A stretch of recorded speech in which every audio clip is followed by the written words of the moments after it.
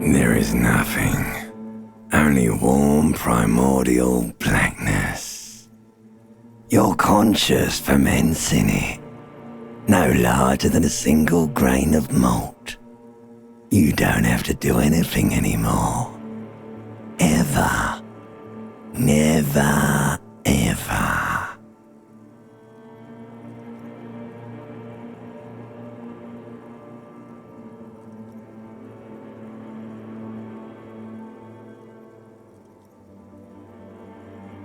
An inordinate amount of time passes. It is utterly void of struggle. No ex-wives are contained within it. You got it, sweet brother. Nothing upon nothing upon nothing. Coming right up, sir. Smooth passage. Alright, nothing down to fuck all borough. Not you. Your days of giving a shit and being that type of animal are over. The song of death is sweet and endless. But what is this? Somewhere in the sore, bloated man meat around you. A sensation. Like a fly to the ointment, your conscience sticks to it. The limbed and headed machine of pain and undignified suffering is firing up again. It wants to walk the desert, hurting, longing, dancing to disco music. The stench of liquor rises from your mouth, and with it, an ungodly headache. A fiery streak penetrates your skull, trying to force your eyes open. It's a sound, a clarion call from hell. Somehow, you know what it is. A Caprice Canema motor carriage.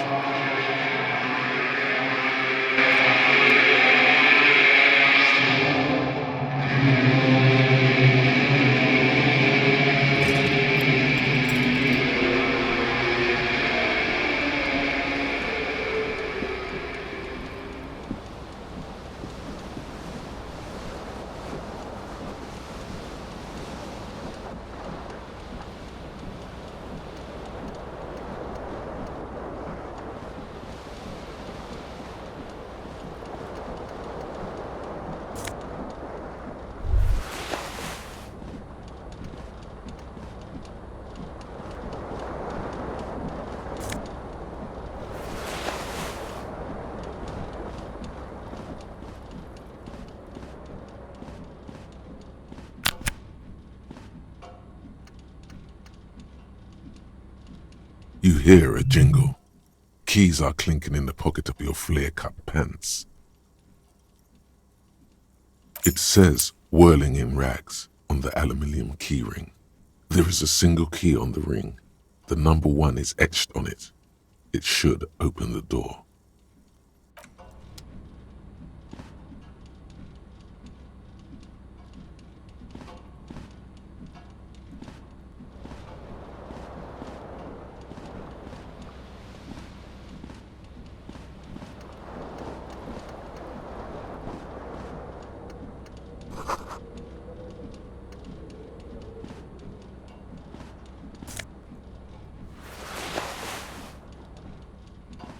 A mirror hangs above a bent and broken sink.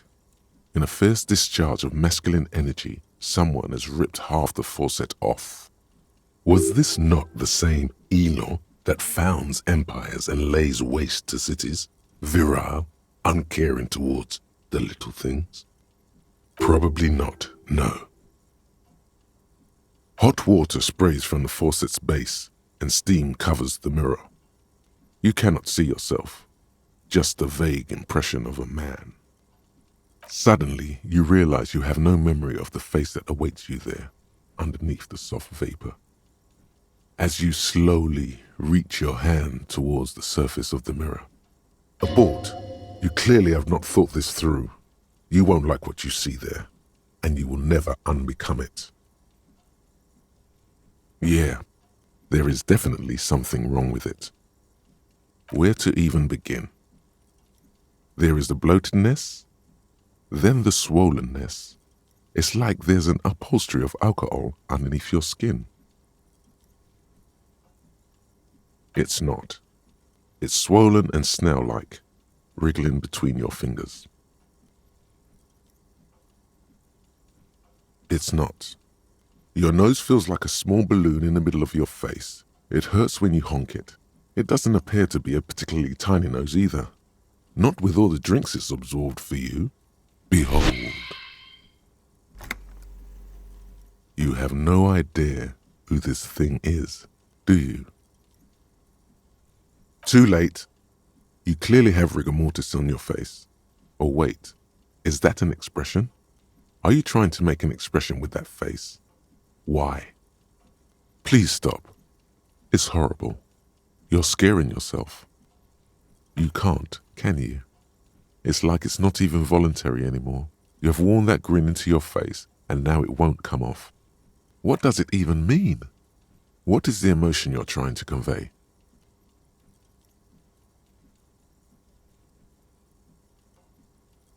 You are correct.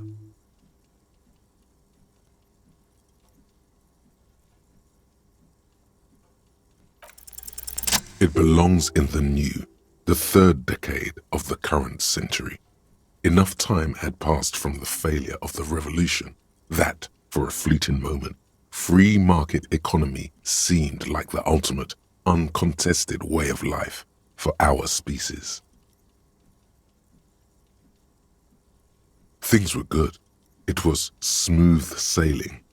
People made gold and champagne-tinted interiors and facades to suit the times, calling this the new style. But more importantly, disco happened. For Revachol, your city, that meant only one thing. Guillaume le Million. If it doesn't rhyme, you're not pronouncing it right.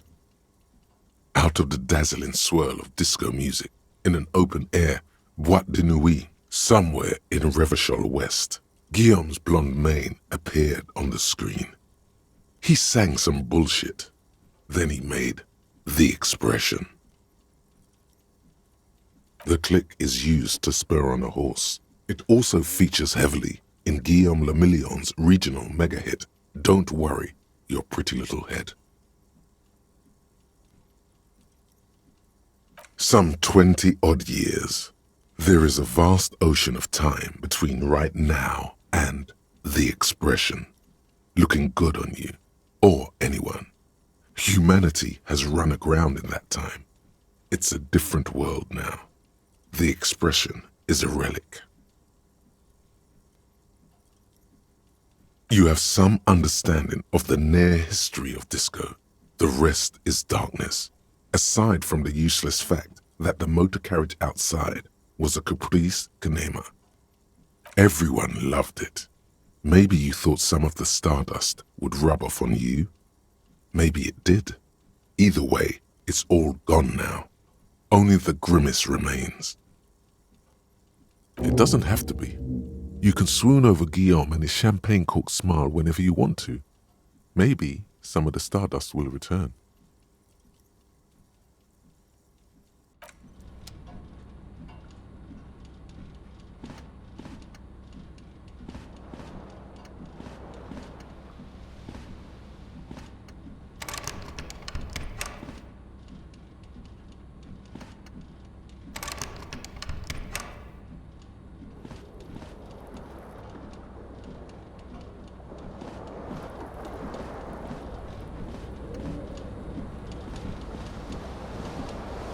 This fan has two chain pull switches.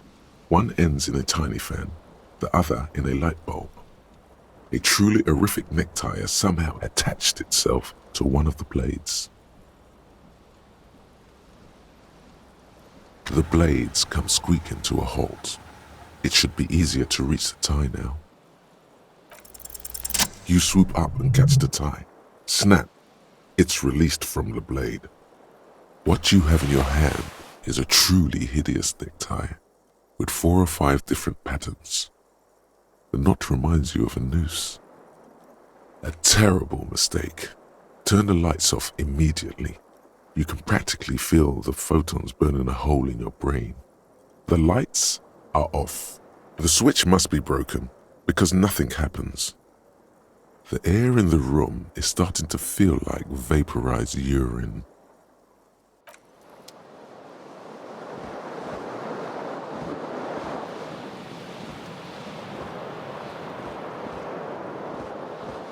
The window stands broken in its frame. Cold wind blows in.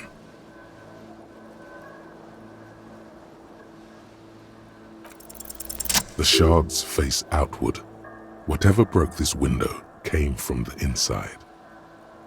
A fine web of scarring covers the back of your right hand, but none of it is recent.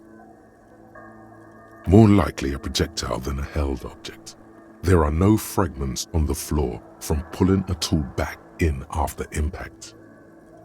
It is too large for a bullet, yet too small for a piece of furniture. You're looking for something heavy and larger than your fist. Like the green shoe that's on the hat rack in the corner, which, coincidentally, is missing its friend. Congratulations, you smashed the window with your own shoe. Now you only have one. If you're lucky, you can still find the other on the balcony outside. The door to it should be outside your room. A cool wind gushes in. Your toes curl up from the cold.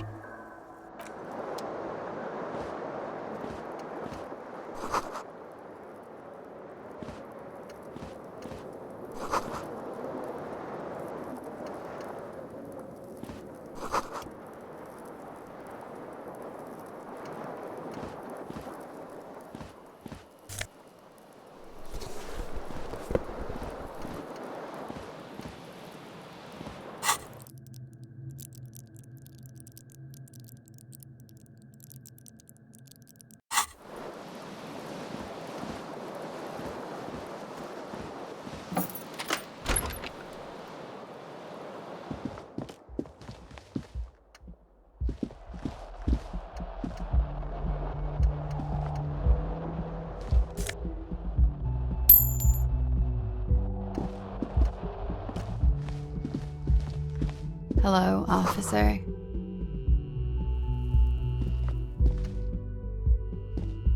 The young woman raises a cigarette to her lips. A silver jumpsuit falls off her like scale armor, sparkling. This is the sparkle of too many nights out on the city.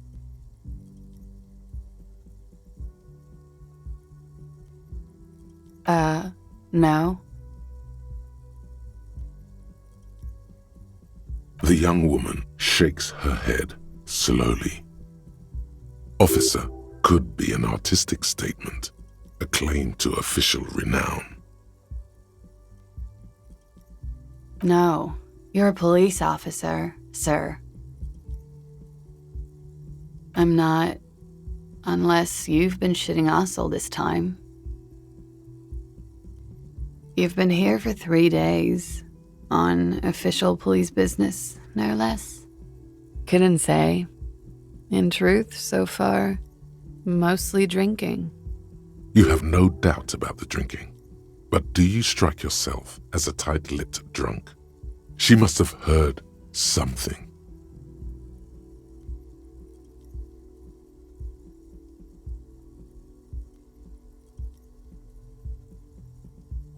She nods. There's a mercenary out back. He's been hanged. The body has been there for a week now. The locals probably got tired of it and called the cops. I didn't mean to overwhelm you with information. You seem a bit lost, officer.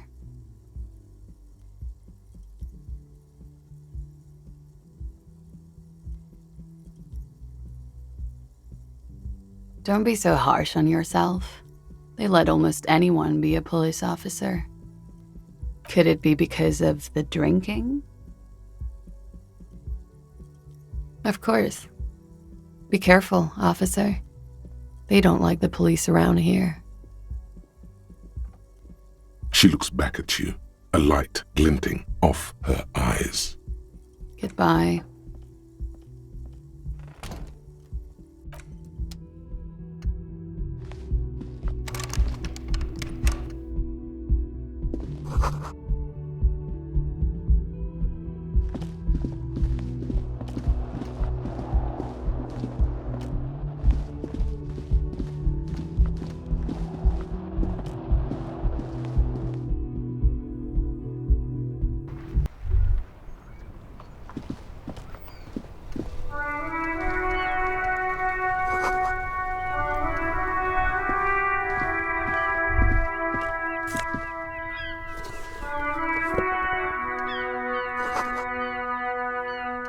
There they both are, two identical shoes, both copiously green and indiscriminately snakeskin, reunited on your feet, like two baby crocodiles. Good, they're balanced, comfy. Feels like the only good thing about you right now, truth be told.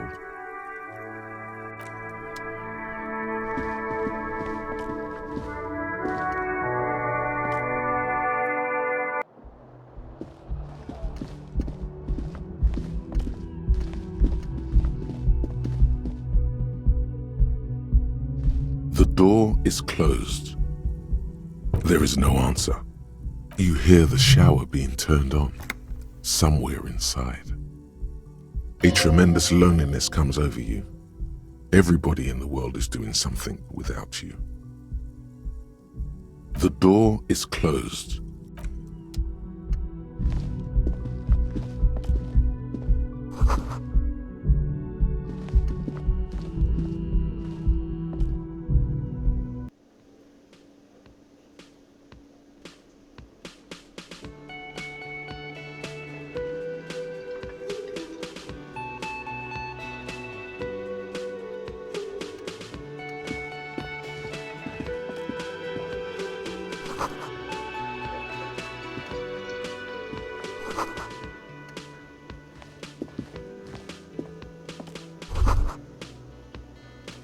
You should totally sing karaoke here, the first chance you get.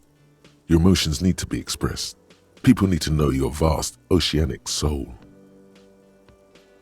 Of course, at this point, precise measurements of your soul can only be performed from the outside. It needs to be heard. Through a PA system. By other people. You have not yet stumbled on the right lamentation, but it's out there. It'll come to you. You will wreak havoc with it. Don't worry. Serves them right.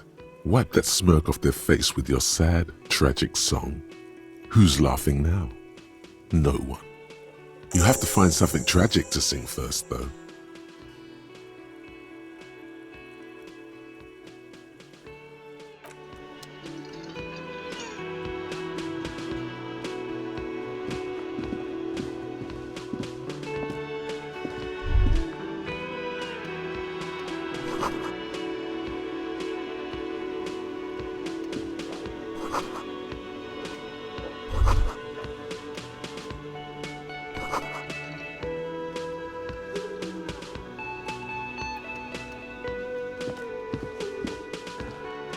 A man in his late 20s stands behind the counter, inspecting a stuffed seabird.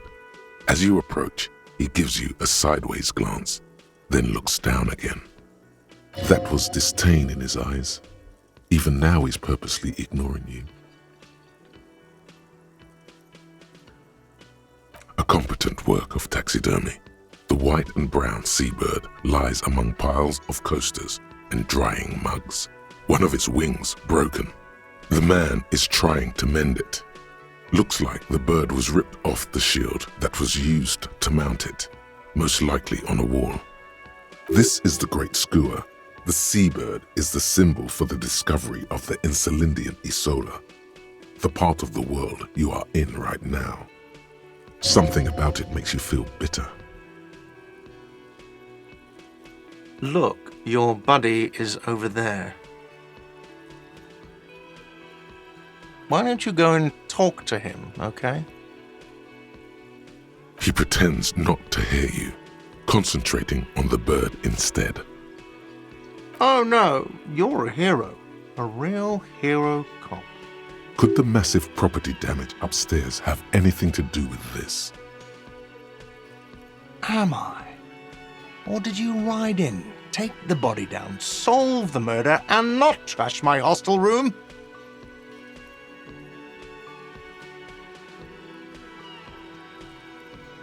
You're right, you didn't, and it's only taken you 3 days not to. No, I haven't seen you around.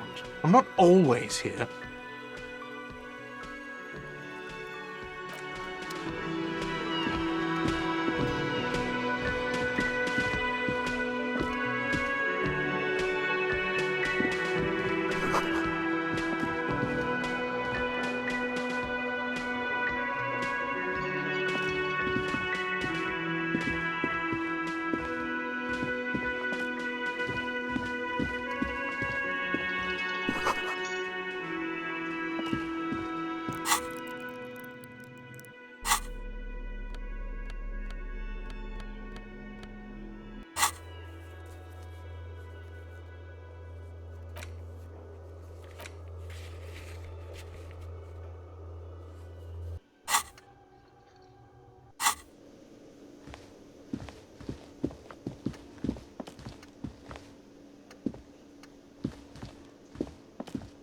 Hello, sweetie.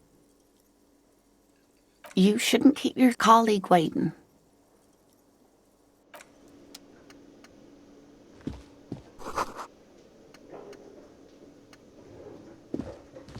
A bespectacled man in an orange bomber jacket is tapping his foot on the floor. Looks like he's waiting for someone. You. As you approach, he narrows his eyes and extends his hand in greeting. If an assault were launched on this building right now, if the windows came crashing down and the whole world descended upon you, this man would hurl himself in death's way to save you. You are sure of this, but why? Hello, I'm Kim Kitsuragi, Lieutenant, Precinct 57. You must be from the 41st. You realize he's waiting for your name. This is your chance to come up with a really good name for yourself. Get creative. Conceptualize.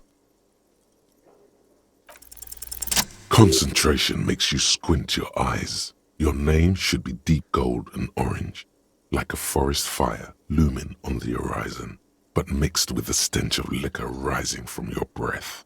You're 2 steps closer to it, but there are still many to go. Okay then. It looks like we had a little scheduling error on Sunday. Saturday too, actually. Have you had time to talk to the manager here? What he means is, he has been trying to meet up with you for 2 days, but you have been otherwise occupied. If you don't mind, we should talk to him again. Ask him for a rundown of the area. Now that I'm here as well. I understand the scene is out back, right? It also wouldn't hurt to assure him the police are finally here. In full force, I mean. Have you mapped out the initial interviews? Okay, we'll have time for that after we take a look at the coroner's case. Have you removed the dead body from the tree? So, the body is still in the tree. This is the first time you detect a weariness in the lieutenant's voice. It is obvious he would have preferred for the body to no longer be in the tree. Where it has been hanging for 7 days straight. We should go there as soon as we are done talking to the owner. After you, officer. If you're about to embark on an investigation, shouldn't you have a badge? You mean you don't have a badge? Losing your identification card is a serious matter. My vehicle has a shortwave. You can use it to report your badge missing. I advise you to try to locate it as quickly as possible. But getting the body down should still take precedence. Lieutenant Kitsuragi is now in your party. You can talk to him whenever by interacting with him.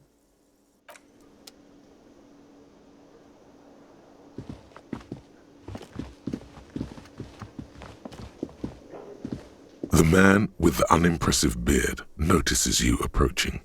He drops the ledger he was holding and turns to the lieutenant. Mr. Gart, right? You run this place. Yes. I am Kim Kitsuragi from Precinct 57. This is an inter-district investigation, so joining me from Precinct 41...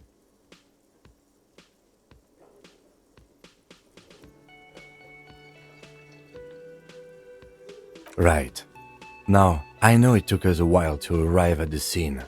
It also took you a while to call us and report the dead body. It was you who placed the call, yes? No, I only just got here. It was probably Sylvie who called you. She usually works the bar here. I'm only temporarily taking over her duties.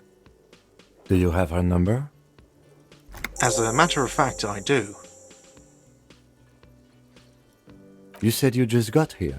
From where? Are you a local? What, of Martinez? No, I live in Jamrock. I only sometimes come here to keep an eye on the place. This is just one of the many cafeterias I manage. But you still know your way around, yes? In case we need directions. Yes, I know where some things are, but as I said, I don't live here. I just used to work here. And I'm not going to start working here again, if that's what you think. I didn't imply that. Detective. He probably means this is where you step in and ask your questions. His face expresses profound doubt in your having this. Ask him about the body's location before asking if he killed him. People give up information in the more innocuous questions, which you can later use in the more sinister ones, not vice versa. Behind this building, there's a courtyard. They hoisted him up on a tree there. That's easy. See that door there? First you exit through that. Then to your right, you should see a big hole in the fence. A really big one. You can get to the courtyard through there. No need for the keys. The hole is big enough for the Franco-Nigerian cavalry to fit through. I don't know who killed him. I'm not the police. That's your job. This is it. He said they hoisted him up on a tree. Who is this they, if he doesn't know? Oh, people are saying it was the union dock workers, that it was a lynching. The locals, customers, the people who eat here, a lot of dock workers eat here. Sylvie told me everyone knows the dock workers did it.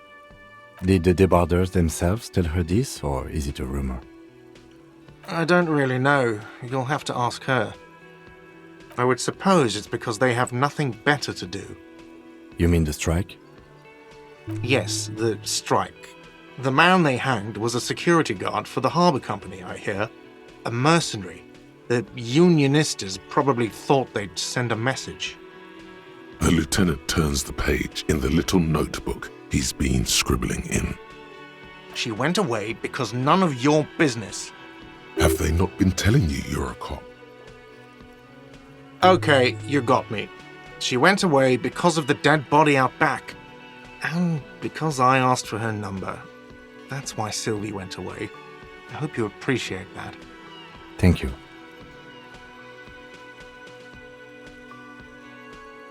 I asked an employee out. She didn't want to come, but felt obliged to. It was a bad idea. Now, what is so goddamn fascinating about that for you? It's got nothing to do with the lynching. Good for you. Was there something else? I'd like to get back to what I was doing. Let's go. Not so fast. You owe me 130 real.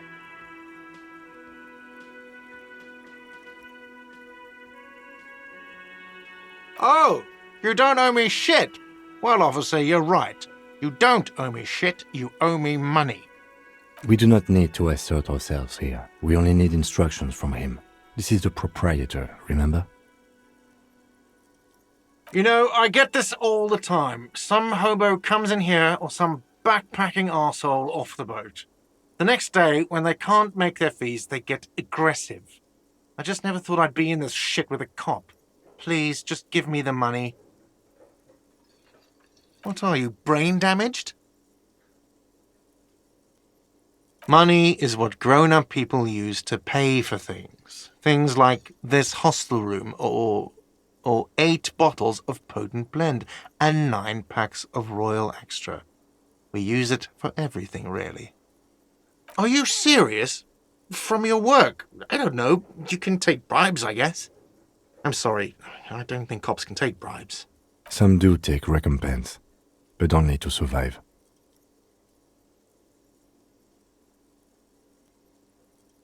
For survival, to pay me. Unless you want to become a hobo.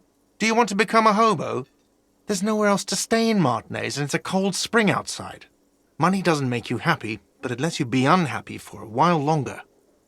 If you run out of money, you die. It's like that for all of us. Me too. That's why I need you to pay me. I'm not an asshole. There's a shuffle of nylon as Lieutenant Kitsuragi looks for something in the pockets of his orange bomber. That's Cop 4. I haven't offered to pay because I don't have any money either. I'm sorry, but he has to pay. I can't let him stay here any longer if he doesn't. If he doesn't have the money by tonight, then... Officer, maybe you are better off working this from home for now. You live in Jamrock, right? It's not that far away.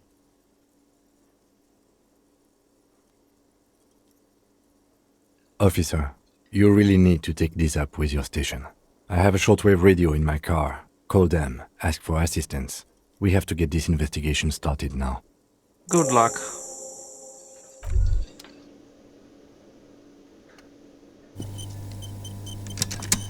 By the way, where is home? The address is coming up blank, and this place sure isn't it. But you've been at this hostel cafeteria for only 3 nights. Where were you before? You had to be somewhere. You don't really know, do you? A vague, blackened image doesn't sound like somewhere you can stay if you run out of money.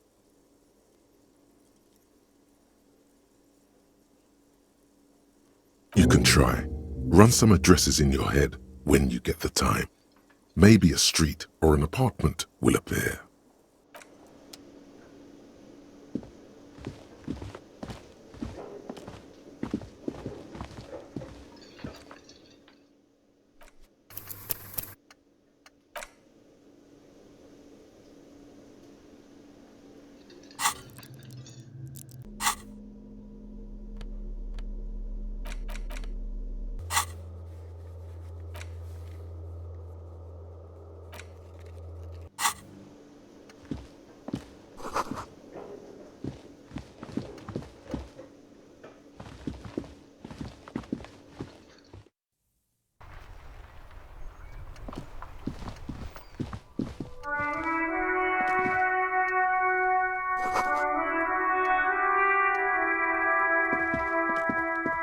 An old call box with a matrix of push buttons lists all the companies in the East Delta Commerce Center. This button looks new, but someone has removed the name. This button looks new. It's probably not connected yet.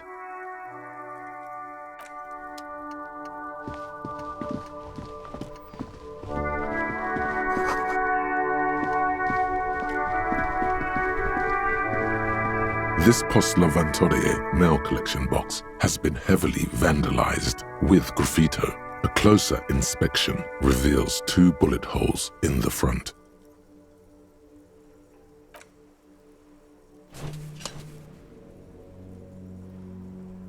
The box seems happy. Eat shit pig, fucked by the coon, and St. G with a crown have been scribbled on it. Jenny is a whore, and best set mailbox also. The mailbox does not know how to man up. It is an inanimate object.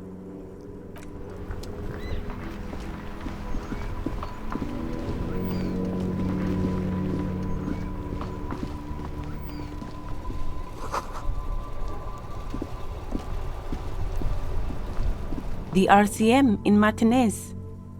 What can I help you with? Of course.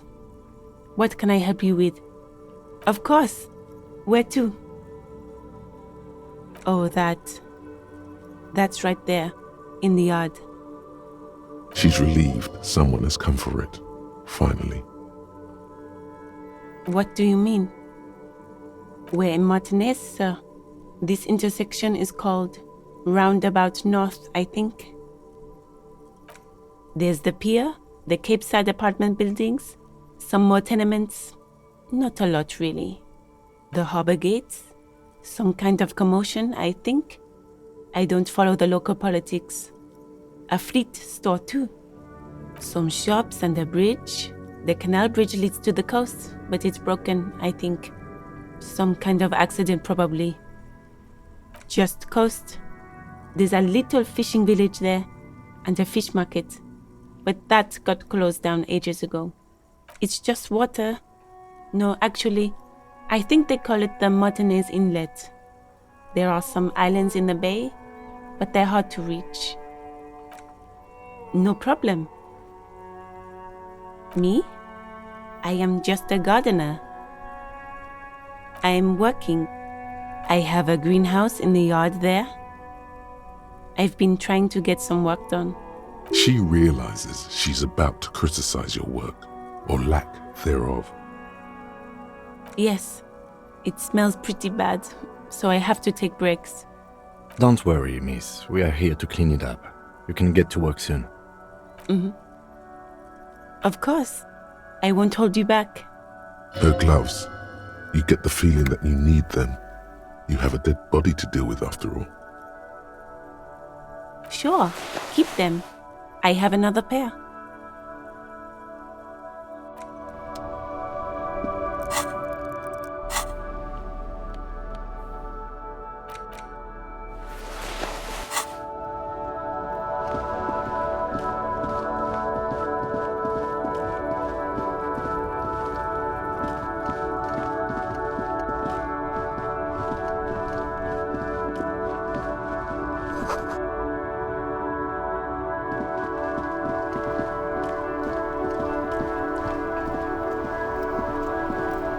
Before you stands a motor carriage. The bodywork is covered in blue and white livery, bearing the number 57. Vapor emanates from the large engine on the back of the vehicle. It hasn't had time to cool off yet. This must be the infernal machine that tore you from oblivion. The Caprice Kinema motor carriage. In the cabin, you are welcomed by a set of steering levers, a radio microphone on a hook, a pull-out toolbox under the seat, and the soft glow of the fuel preheater gauge. The frequency tableau lights up, and the green button labeled Prime Line glows like a feline eye. And then you hear something. The soft purr of electrical kittens, radio waves cast far and wide over the metropolis. A woman's voice greets you through the static. This is Precinct 57. Hello, Lieutenant. How may I assist you? Hello, Alice. Please assist our colleague from the 41st precinct here. I'm putting him on. This is Officer Alice Demetri, Precinct 57. How may I assist you?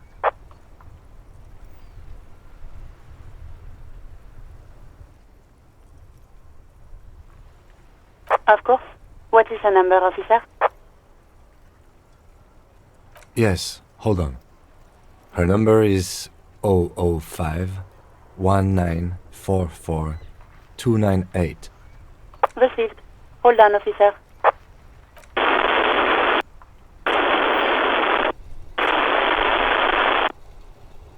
Give it a minute. She might be busy at the moment. Takes a bit to get to the phone.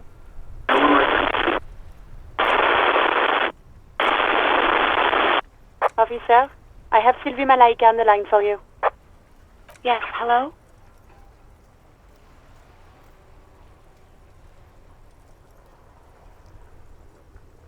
Oh, right. Hello, officer. What can I do for you? No, not me. What? Of course it bothered me. But I thought the union already knew about the court. No one calls the police. The union would get angry. You know, what the union says goes. People listen to them and they take care of their own, which is like everyone here.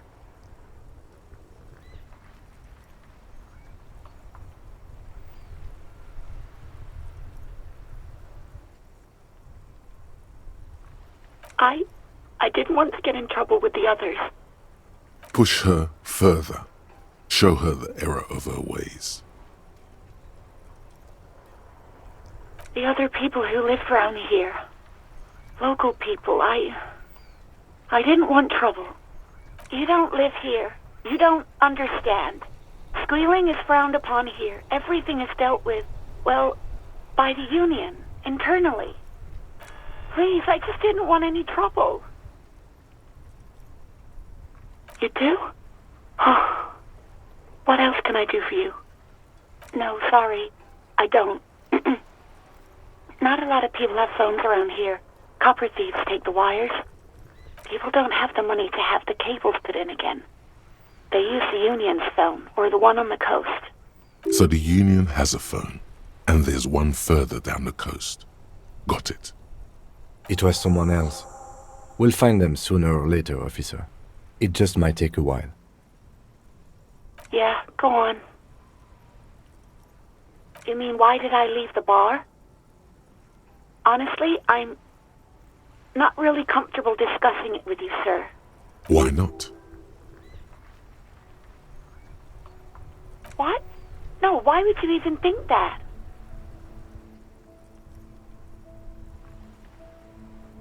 Please, don't bring Gart into this. It's none of your business. I already said I don't want to talk about this. You're messing everything up again. I do hope so. Please, don't call me again. Bye.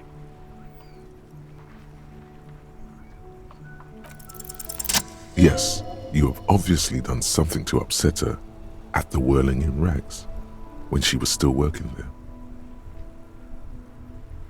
I'm not mad, it's just... You were so drunk and so emotional all the time, and then the skua thing happened. It just made me want to quit. Yes, obviously. You were the worst client I've ever seen, and I have seen so many assholes in this place. I've had sailors fighting, union guys grabbing my ass, kids stealing booze.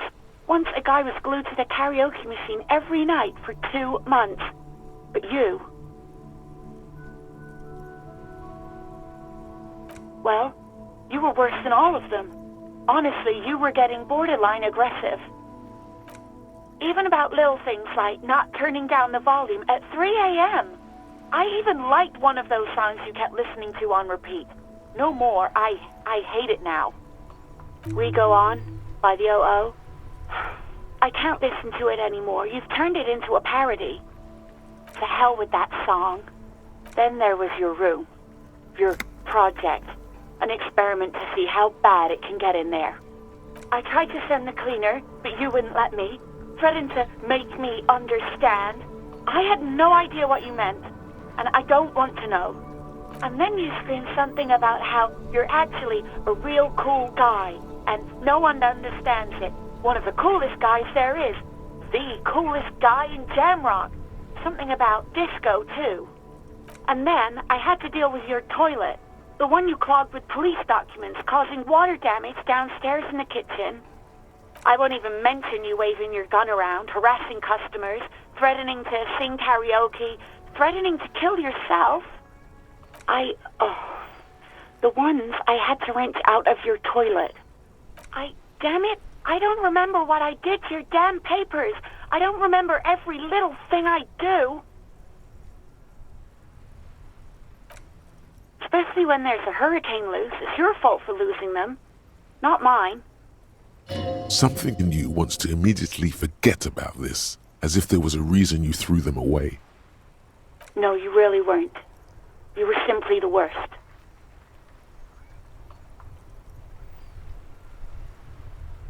God, I knew I shouldn't have brought it up. Just try not to call me again, and let's pretend it never happened. All sorts of things.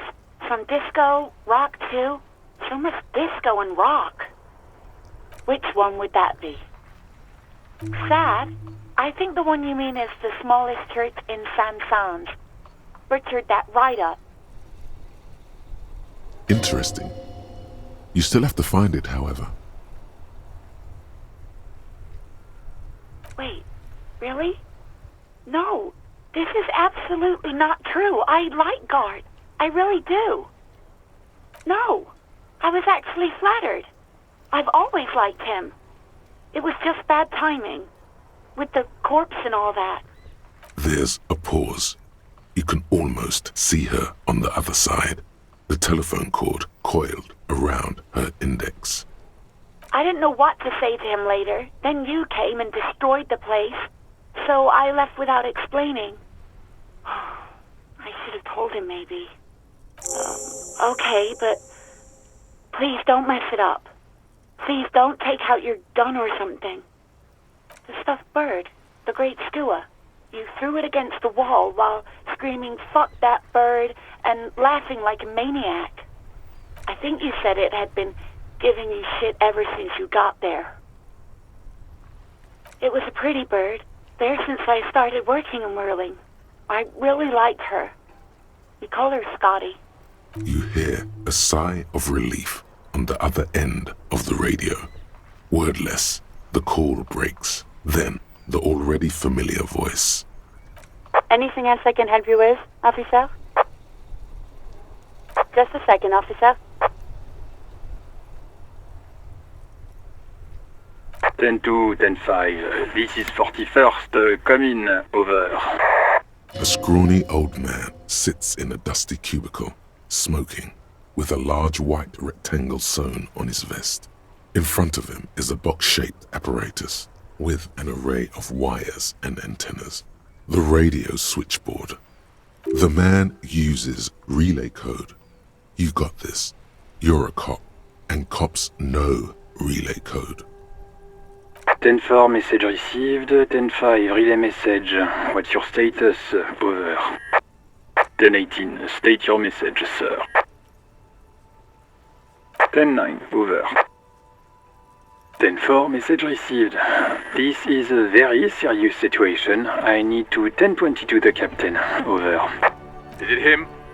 What does he want? Says he lost his badge and needs to report it. He what? He lost his badge?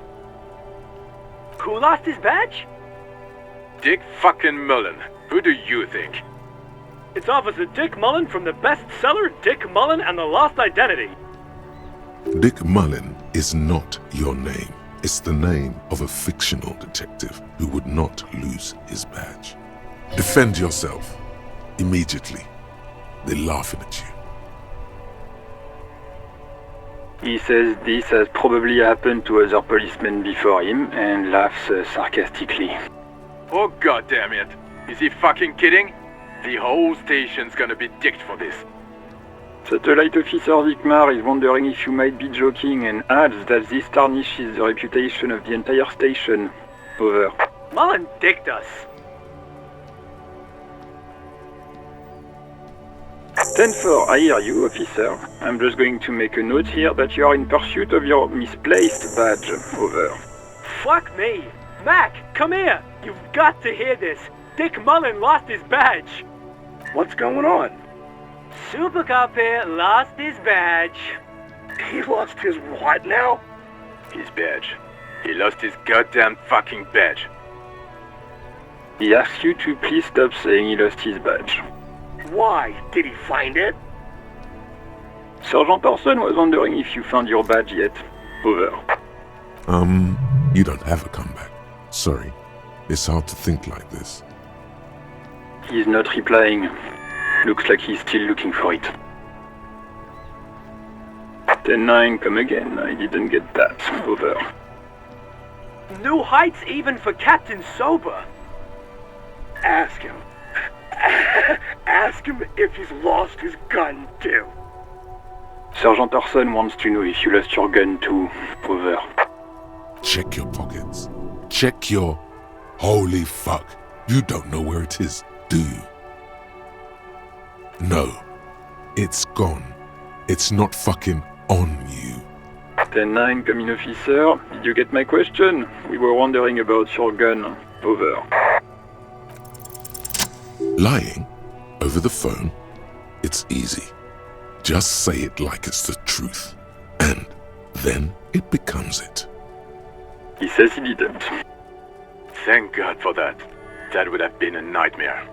I don't even want to imagine the poor prick who has to relay that kind of news to the captain. Losing his badge is bad enough. Tell him to find it, and fast. We can't have some gangbanger running around with it. We're all glad to hear you've not lost your gun, officer. Do you need further assistance? Over. Okay, 10-4, sir. I hear you. Relay your question. Over. Wait. Before you say anything stupid, think it through. Be smart about this. Ask if he's there alone. 10-4, sir. I'm not hearing your question.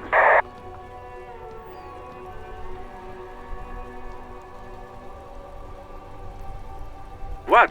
What is it? He's still on the line? He wants to verify the information on his badge. But of course, it says Dick Mullen, High General of the Revacholian Cavalry Force. Tell him to stop wasting time. What do you need, sir? Over.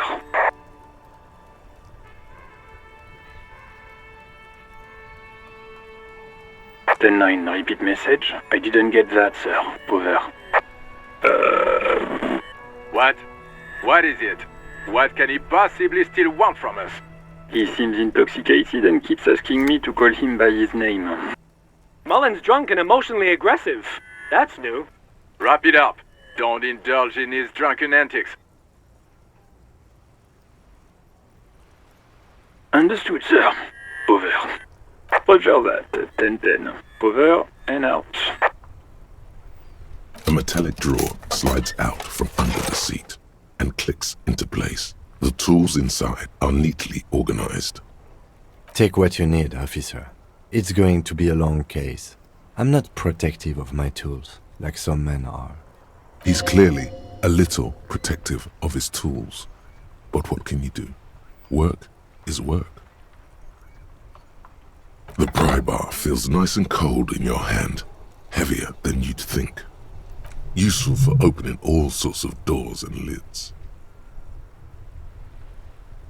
The pull-out toolbox slides back into its nest. Preheater gauge casts a warm glow on the steering levers and the radio on its hook. The white suede feels luxurious under the touch, and the metal clutch handle so very familiar in your palm. As you tap on the gauge, the indicator pin jerks as if startled. It's in the large orange sector, indicating the engine is warm. Next to the gauge is a red switch labeled heat. There's no use pressing the heat button. It won't start without the ignition key. Translation. We're not going anywhere right now. Alternative translation. Don't even think you can drive my MC.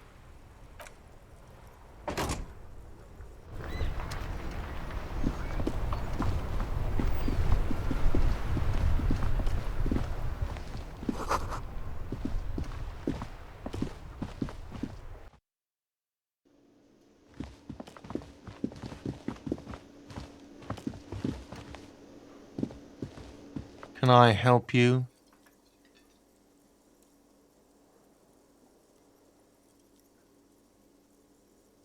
What thing? Yes, not the whole damn Union, thank God.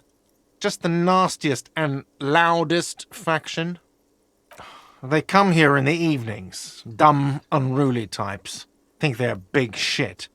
But they're good customers. They place big orders and always pay on time. We should find out who this loud faction is, occupying the booth. Loudness means talkative, and we need info. We don't. We have to wait. They'll show up sooner or later. Men get hungry, even striking men. If not today, then they'll be here tomorrow. There are these things called days. You sleep between them.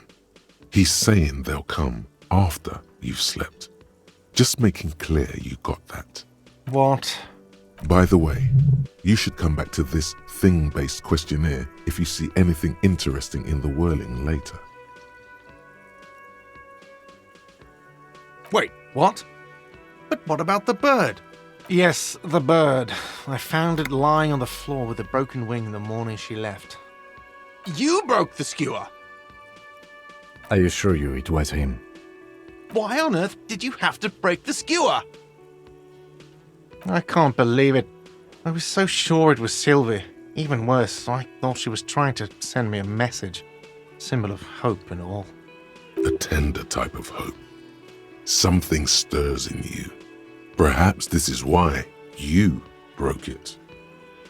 All right. Did she say anything else? About me, you know? Did she say anything about me? Really? I should give her a call then. Thanks, I guess. Was there anything else you wanted, or...? Absolutely out of the question. Absolutely in the question. First we find a sad banger. Then we sing this place to shit. Your body is ready, sire.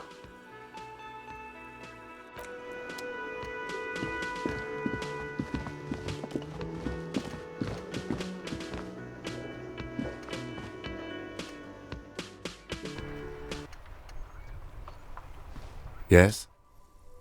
What do you want to know? Maybe you can tell me what you do know to help me narrow it down a bit. Then you are not that far behind, actually. Do you want me to brief you? 3 days ago, the RCM Emergencies Desk received a report about a security guard who was found hanged in Martinez. An anonymous caller said there was a dead body behind the Whirling in Rags hostel cafeteria. The cadaver had been there for 4 days. No one had come to investigate. During that time, the victim had been stripped of his belongings. The caller did not identify him, but used the word lynching. There is an ongoing labor dispute between the local dock workers and the logistics company Wild Pines. I was told we should approach the death as part of this dispute. A security guard or worker of some sort hired by Wild Pines. This was just hearsay from Martinez, of course. We need to find out the truth. They didn't identify themselves in any way. The tone was muffled using a device of some sort. The desk could identify neither the caller's age nor sex. There's a strong prejudice against involving the RCM in what's seen as union matters. The dock workers' union is the de facto police in Martinez. Now it appears they've started executing too. We cannot allow that. That's us, the Revachol Citizens Militia. We're the police in this city. The RCM, or the Revachol Citizen Militia, is the police force you and him are part of. A self-organized peace corps of the occupied city of Revachol. The RCM operates within a legal twilight, yet its authority is rarely questioned. It's super useful to know this. Just to be clear, we are police officers. It's our job to find the killer. That's the case. Uncover and arrest the killer. I'm afraid you and I are pawns in a pissing competition. You don't know? I assumed you were in on it. Better still than an imbecilic cop-off. It's just stupidity. We shouldn't waste any more time on it. If you want my take, ask me after we've inspected the victim.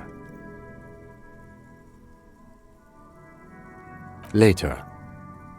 Was there anything else you wanted to know about the case? Good.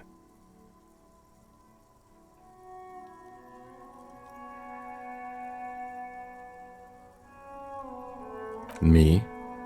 I don't see how my life is pertinent to the investigation. If you insist. What do you want to know? What do you mean? I have no idea what you're talking about. The lieutenant's conceptualization skills must be rather rudimentary. The lieutenant is a police officer of the old school. His concerns are material and extrinsic. But this isn't an old school case.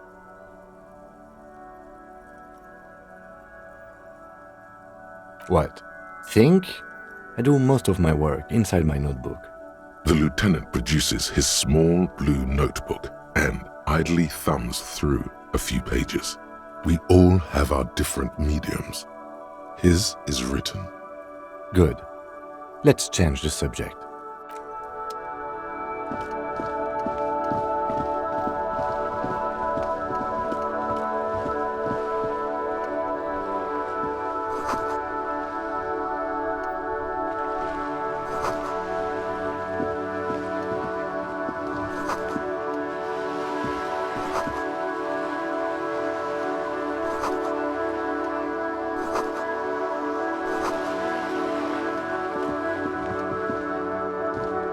Hello, sir. Step right in.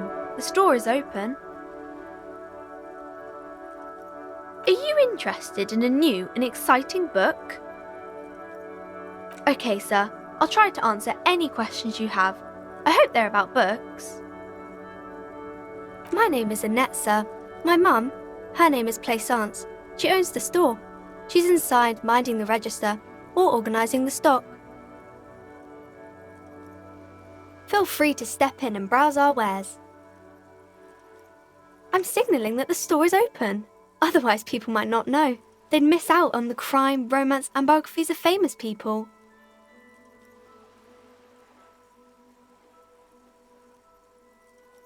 Oh, no, sir. I'm happy to help Mum by luring in customers.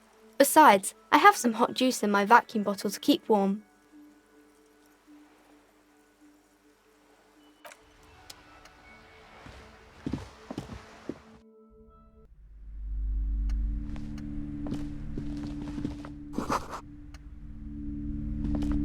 The display rack is brimming with worn paperbacks featuring an extremely muscular, sword-wielding barbarian on the cover. Nearly all the titles contain the word Heimdall somewhere. Rows and rows of Heimdall men blur your vision. You make out some titles. Man from Heimdall and the Mammoth Riders. Man from Heimdall, Return to Heimdall. And the solipsistic Man from Heimdall and the Heimdall Man. Maybe 100. Man from Heimdall and the sages at the end of the world. Man from Heimdall and the false god. Man from Heimdall and the scorched earth. Man from Heimdall, the Heimdall colonies. Man from Heimdall and the swamp beast. Man from Heimdall and the snow crabs. Not even close. Man from Heimdall in hell. Man from Heimdall and the forest. A twinge at the back of your head makes you flinch. Your eye starts twitching. Your hand reaches toward a book with glossy cover art of the very muscular Man from Heimdall in chains, kneeling in front of a staircase leading to a throne. A woman sits on the throne, leering at the man. She's laughing at him, belittling him. Between the throne and the Heimdall man lies a bonfire, casting shadows on the wall. The shadow of the woman's headdress looks like a pair of devil horns. The title reads, Man from Heimdall and the Devil Woman. The display rack before you is burdened under piles of Man from Heimdall novels.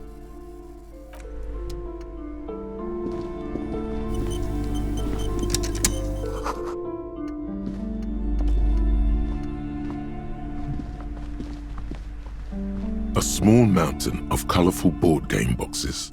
There are numerous types of games for all.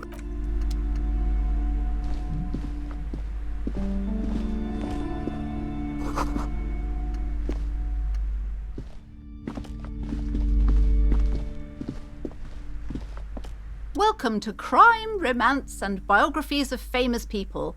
My name is Plaisance. Be welcome, and please take responsibility for the energy you bring into this space. I am the proudest owner of our little shop of culture. Annette, yes, my daughter. I hope she wasn't slacking off again with her nose in science fiction. Tell me, was she at her post doing her job like a proper girl? Wonderful! Did you talk to her? Great! On a scale of 1 to 10, how compelled were you to buy books after talking with her? Come now, it's not personal. It's about proper sales practices and market research. I expect an answer. I knew it. Shameful behaviour. She's incorrigible.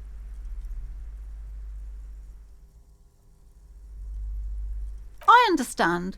You're now feeling guilty about the harsh judgment, but there's no need. Annette needs to get her act together and stop being a lazy slouch, or she'll end up in financial oblivion. The woman before you scans the store, her shoulders rigid and tense. Every now and then, she nudges her glasses.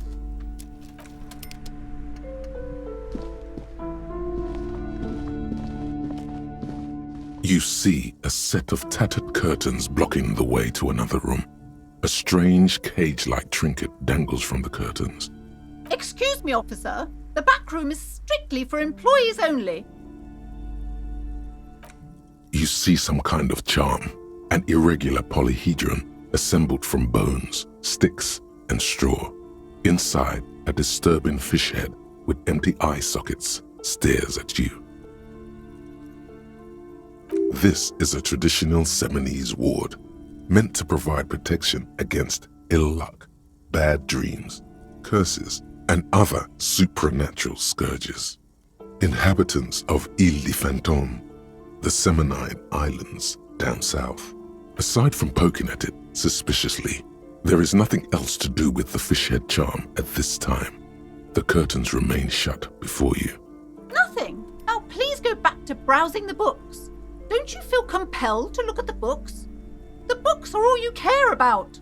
She speaks almost as if she's trying to put a spell on you, urging you to buy more books. Oddly enough, the more she tries to draw you away from the curtains, the more alluring they become.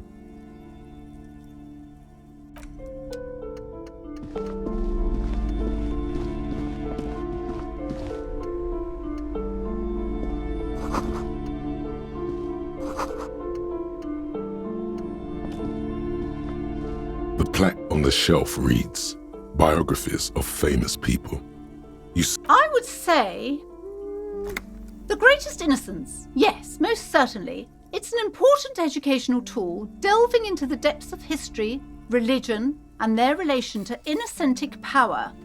Shelves full of biographies of famous people, whoever they are.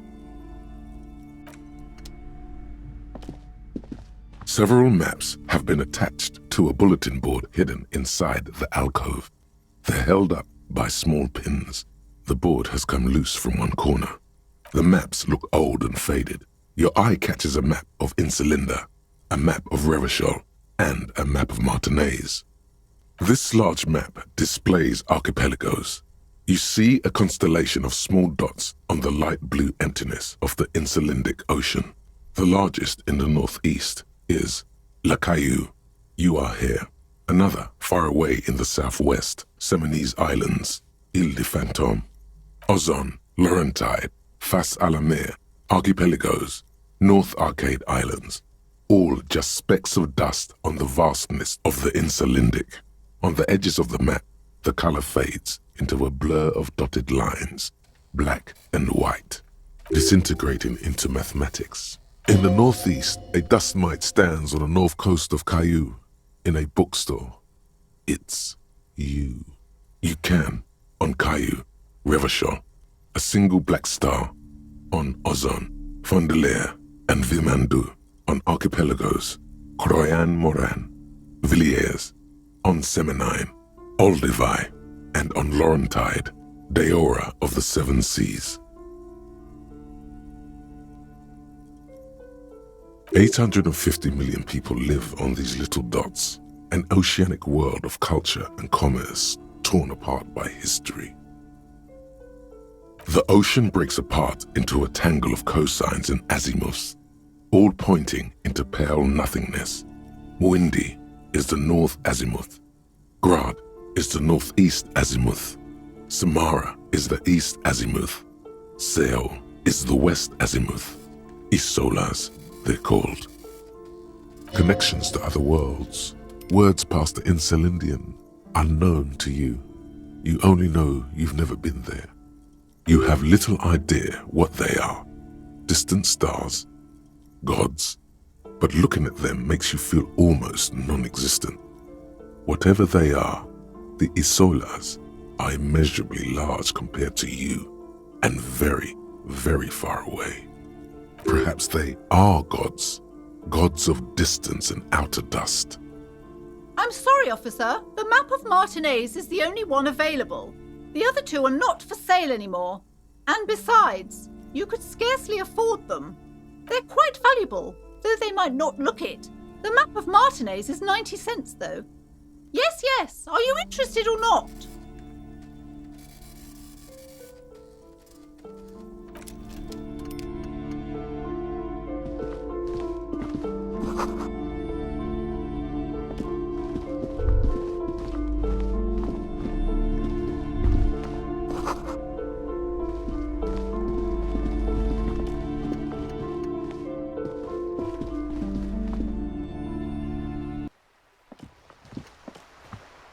Hello again, sir.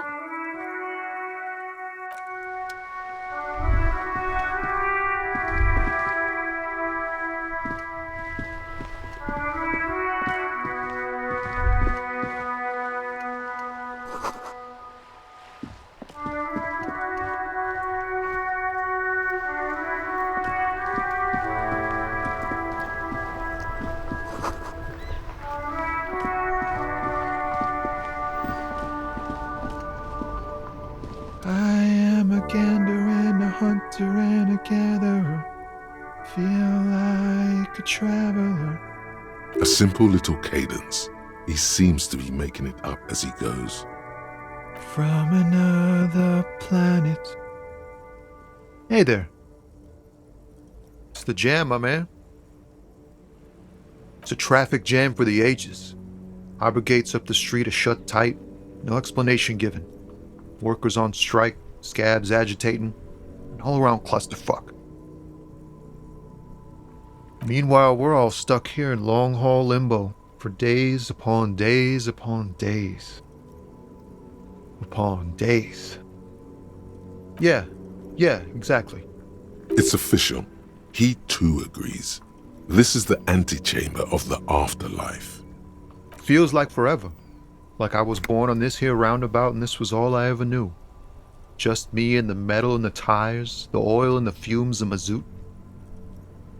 Mazout is an antiquated term for heavy fuel oils. This man has a barely suppressed performative streak, or he just likes unusual words, or both. Yeah, imagine.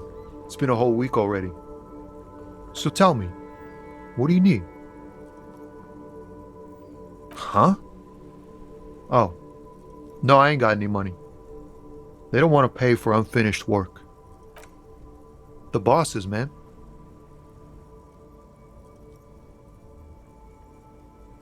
Yeah, it sure ain't good for me. Or you.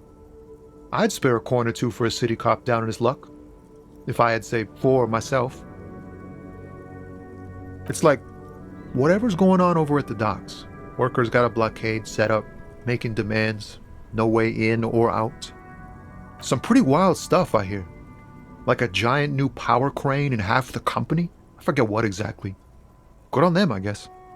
I've heard talk there's a company rep in town, too. Like, a strike negotiator type. They'd know what's up. Precise demands and so on. Ah, yes, from the Wild Pines. We'll meet her soon enough, I'm sure.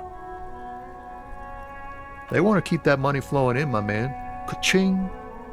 He doesn't blame them, but he's not on their side. That's for sure. Anything else? Yeah, this ain't really my area of expertise. I just do my job and get paid. I have things to do and places to be. All of us do. Us lorry drivers. Camionneurs.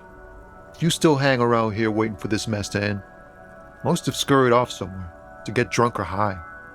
Or laid. Not that I blame them, really. Not my thing. Chasing transient pleasures is a drag these days. I prefer the examined life now. Thinking, reflecting, observing.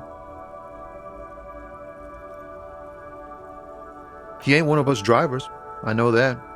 All accounted for. Otherwise, I haven't really asked about that. Been wasting time right here. Keep him busy. It's easy to see he's telling the truth. He's kept his nose out of the dark stuff. The man taps his fingers rhythmically against his arm. Oh, high-grade narcotics, illegal firearms, stuff like that. Relax. He's merely joking. Ha! No, I'm joking, my man. Found runs a nice, clean business. This haul of cargo is mostly sporting goods. You know, tracksuits and that kind of thing. They usually get shipped to Grad and the Occident. Though we've been making headway in the Il-Moran market lately. This rockin' beauty. Sure is, like a rash you can't get rid of. A motor lorry, also called a camion, on Caillou and neighboring islands. This one looks roughed up enough to be some sort of found rust bucket. Maybe the A6. Good eye, my man. Yup, she's an old one, but reliable. Me and her spent a long time together. The man taps his fingers rhythmically. Don't be a stranger.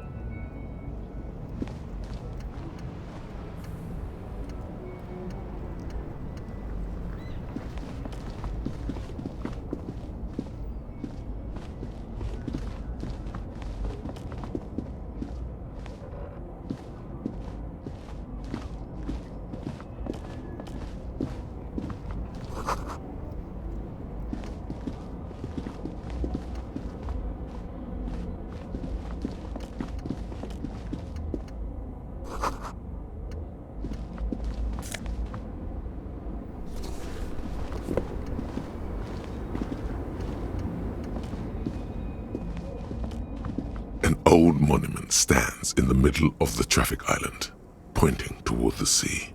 It looks as if it's been reassembled piece by piece, secured and mounted in the air with the aid of numerous ropes and rods. A silver plaque on the statue's pedestal reads, "I am Philip III, the Squanderer, the greatest of the Philippian kings of Revachol, son of Philip II, the opulent, father of Philip IV, the insane." Even by the standards of the Philippian kings, old sumptuous Philip was known for his profligacy. Well, he blew through the whole national treasury, starting the decline of one of the penultimate century's greatest superpowers, the suzerain of Revachol. His own maladministration foreshadowed the fall of the monarchy during the anti-centennial revolution, an end to his family line and the monarchy on the Insulindian Isola. Stories have it that he had his bedroom converted into a treasure chamber where he stored unfathomable wealth, Krugerrands, bars of gold, ornate weaponry, armor, and various chalices. He called it the Sol Aurum. It was obscene. There were whispers he slept on a huge pile of gold-dipped feathers, like some obese dragon, instead of a bed, like a normal person. But wait, you haven't even heard about his fabled cocaine addiction. You see, old Philippe wasn't just good at squandering the national treasury on gold and ceremonial weaponry, he was also a prodigious snorter of nose candy. That's what the revolutionaries said 150 years later, right before they emptied out the royal mausoleum and dumped His Majesty's mortal remains in the Insulindian Bay. Beneath the cold waters of the Insulindian Bay, thrown there by the revolutionaries after they cleaned out the royal mausoleum. The original was blown apart by communards, then further damaged during the landing of the coalition's airships during the turn-of-the-century revolution. when Martinez was leveled. Most historians think the coalition's hasty landing may have ultimately saved the statue. If the Communards had more time, they would have reduced it up to even finer pieces. Some years ago, a group of liberal, artistically inclined individuals, designers mostly, thought it would be ironic to restore the statue of the most wasteful ruler of Revachol in the poorest part of the city. The statue is supposed to capture the moment it was blown apart, like an instant frozen in time, a rare butterfly trapped in amber, floating on a sea of shit. Neither do people in Martinez. The statue has proved to be controversial in a neighborhood mostly populated by the left-leaning working class. Those critics might have it wrong though. There's more to it than just ironism, but you can't say what precisely.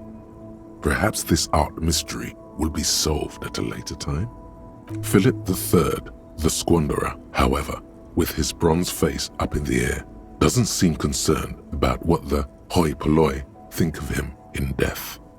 Not that he ever did in life either. A silver plaque on the statue's pedestal reads, "I am Philip."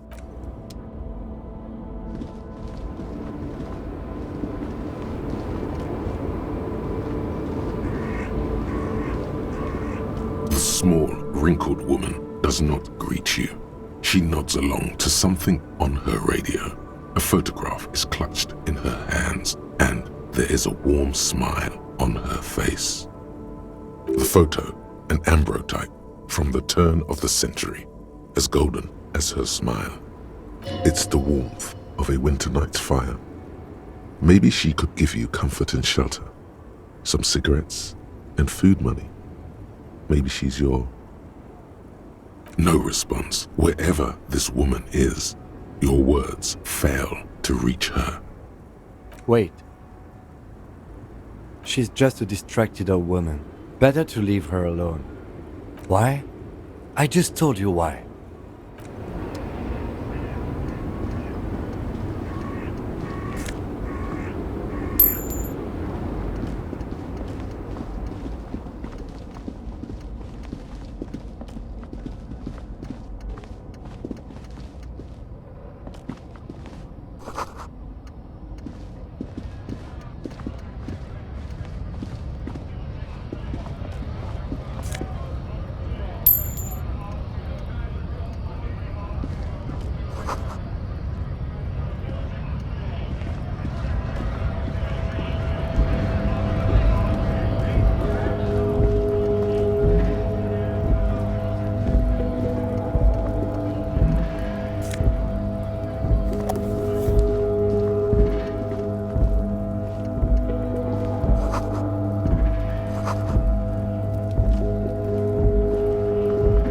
Welcome to Revachol.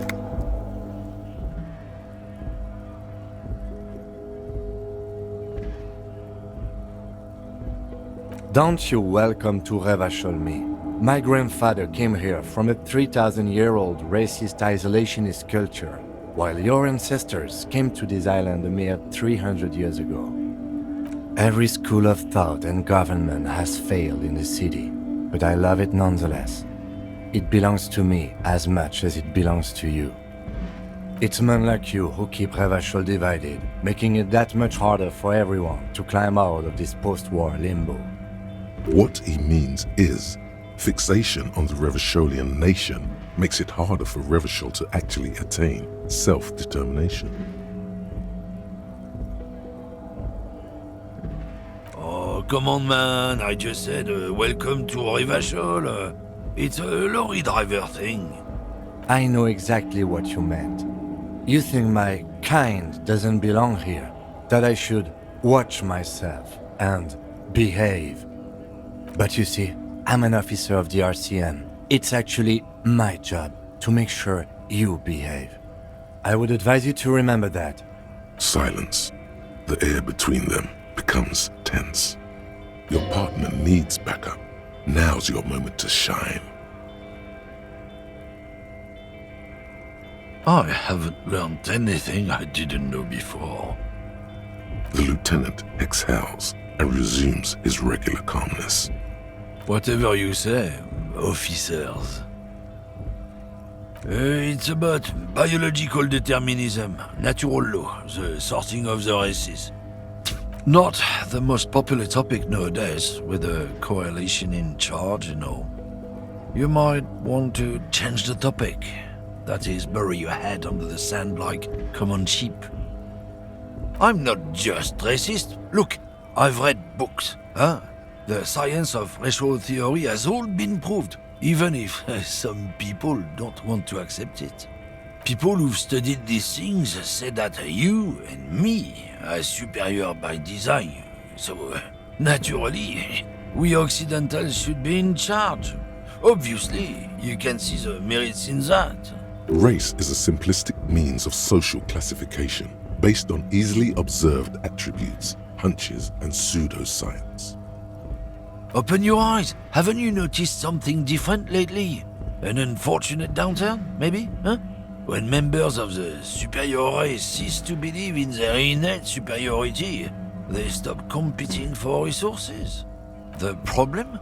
The damn Kips are showing a real good game lately. Same with the mosquitoes.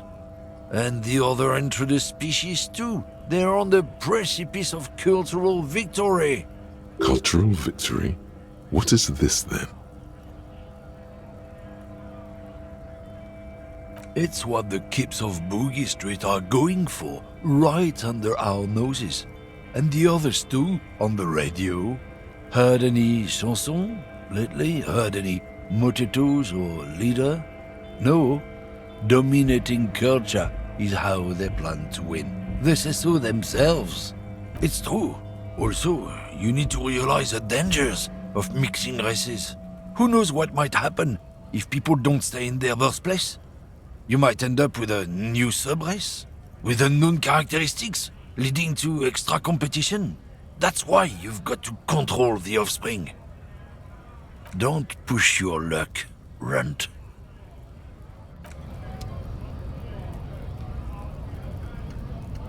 Looking for something, Runt? Come to tell me to fuck off again? Oh, not much anymore. I'm here to pick up some cargo, but the dock workers are on strike, so it's a sit and wait on your ass situation. Apples? Apples is exactly the kind of thing you'd say if you had something to hide. Yeah, apples? I take it you had other questions?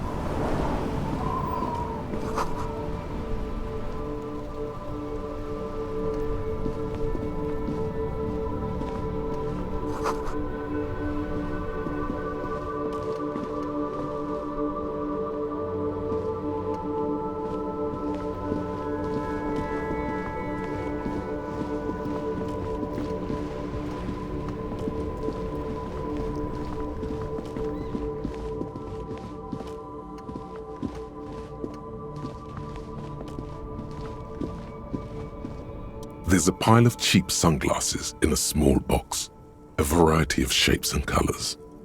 You like sunglasses, officer? I've got the latest styles right here. These are all boring. Boring third-rate ho-hum sunglasses made of cheap Syrahese plastic, the kind of plastic that melts in the sun. Those UV stickers are almost certainly just there for the show. If anything, these lenses probably direct more UV light into your pupils. A UV magnifier. These are all first-rate sunglasses. Premium design, superb material, very cool, UV resistant. These will definitely keep your eyes safe and cool while doing your dangerous police work. No luck. All you find is this lime-colored cellophane visor, produced by a bargain sportswear brand called Amphibian, apparently. There's a malformed green frog on its bent cap. Oh, that visor is perfect for you, officer. It'll definitely keep the sun out of your eyes while you're shooting criminals. Bang, bang! And all for a mere 6 real. I hope not. You don't like it? Sure, Square Joe. No problem. Let's get you some real shades. You see a Samaran street vendor surrounded by a motley assemblage of goods. When he realizes you're looking at him, his face breaks into a wide, welcoming grin. The name Sileng is embroidered over his breast pocket. Happy shopping, officer. Everything's cool here.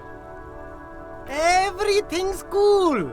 The goods are cool, the customers are cool, the place is cool. And one more thing, officer, you're very cool. Bang, bang, bang, bang! You're right, officer. 100%. No playing around then. Strictly business. Maybe I can interest you in some premium menswear instead. No need to dress this one up. Just tell him what you want. Oh, okay. But why, officer? Ah, yes. Money is very important. Are you trying to ask for a bribe? If so, you're not doing a very good job. Sorry, detective.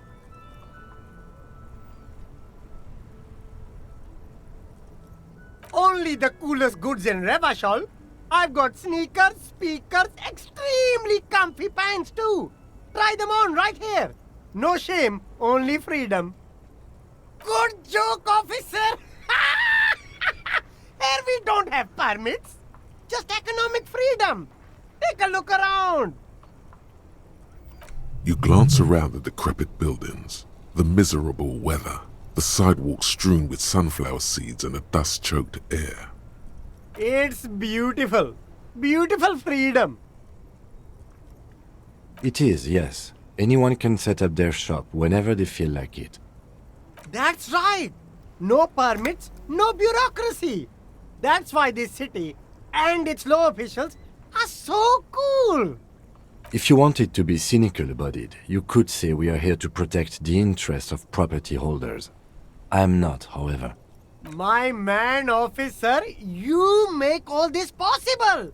Without you, this climate would be extremely bad for business. You're part of the gossamer state. Gossamer is a fine, filmy substance consisting of cobwebs spun by small spiders, seen especially in autumn. It's safe to say he's referring to the near absence of regulations. Yeah, that's the main thing about you. Freedom is great. It's what lets independent entrepreneurs like me sell quality goods at competitive prices. Anything for you.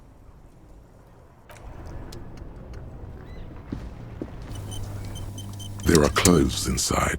Cheap second-hand clothes, smelling of strangers' body odors. Don't be shy. These are premium class clothes. Good quality fabrics, best retro design. Save the economy with your style, officer. Save the economy? That sounds off. Haven't you heard, officer? We've got to be economically conscious. Recycle your cash, keep it in circulation. Don't buy new things. Buy eco. Look around, officer. You see all these premium goods just sitting there, not getting bought? We've got to keep the flow of goods moving. Is this really the economy we want to leave to our children?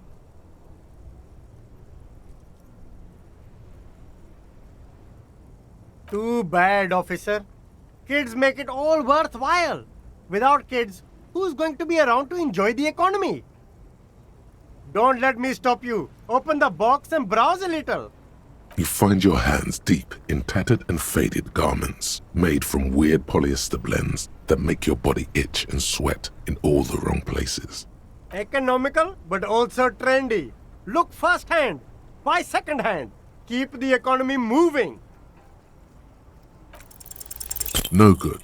All you can come up with are some treated wool pants. You can tell they're too tight around your thighs and too loose around the waist. No luck? Why not take another look, officer? Keep supporting the economy.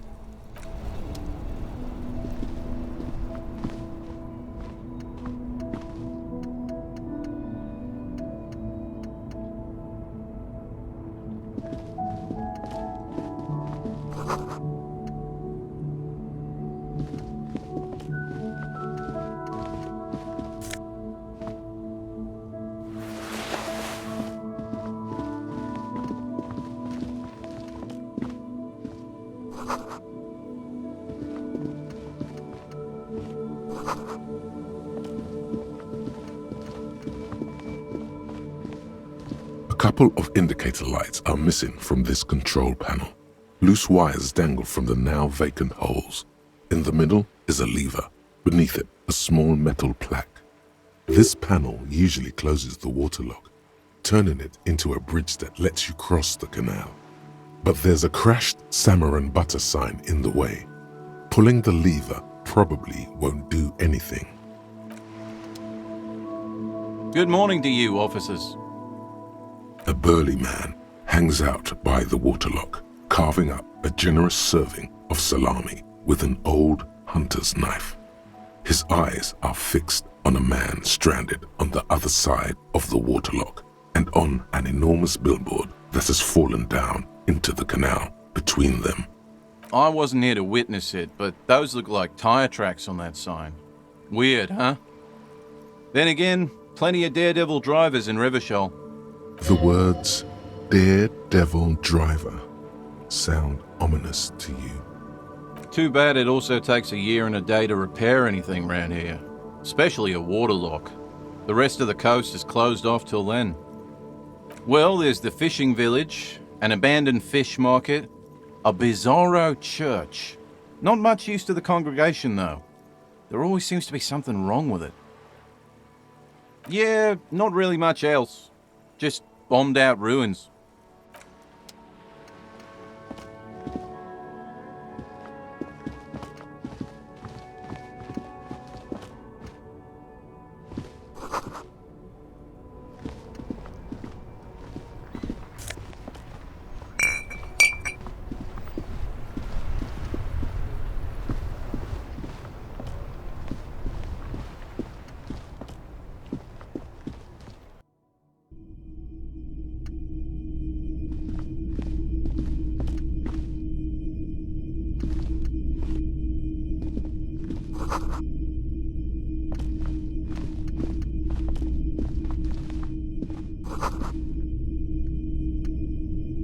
A typical Martinez streetlight sits among assorted floor and table lamps.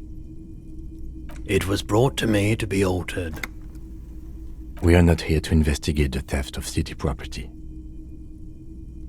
You have to admit it's rather clever what he's done with it.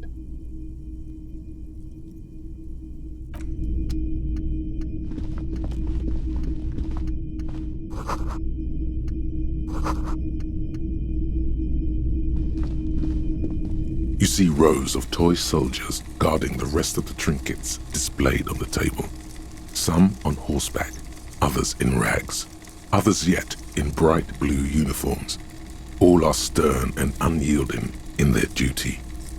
Try to find something pretty and cool here, then use it to win her back. Why? What's this? A headless man riding a horse? A headless man wearing futuristic tracksuit trousers that say found.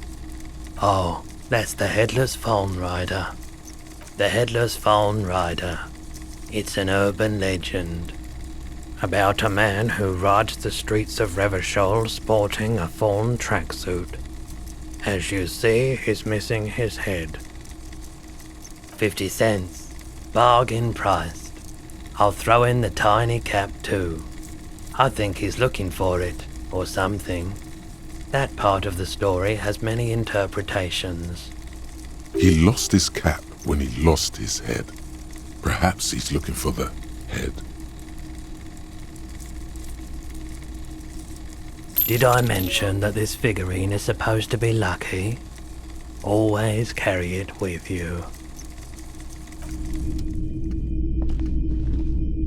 It's not often that I see officers from the RCM in my pawn shop. What can I do for you?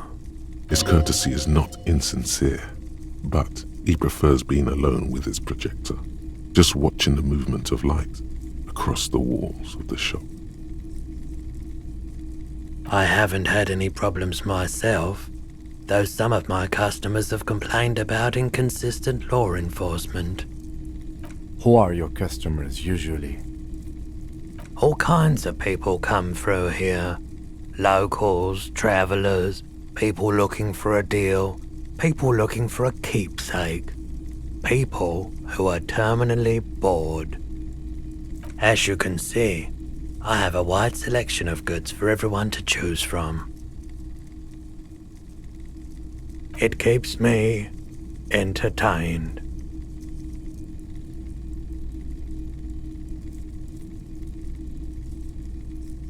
Someone else came here earlier today asking the same question. I promptly sold her the gun you pawned a couple days back.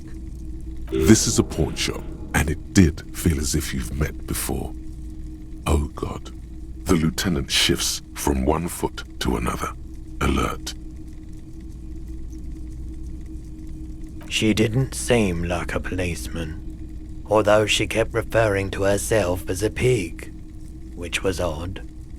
I found her interest in the gun a bit obsessive, but I was just happy to get rid of it, and of her. Truth be told, she was terrifying. Right, so let me get this right.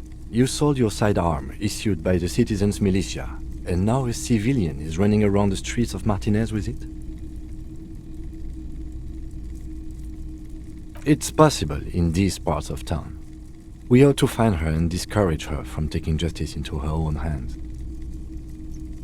My apologies, officer, but I have no idea where she was coming from or where she went. A needle in a haystack. There is nothing you can do about it now. You'll just have to hope you luck upon her somehow. Of course.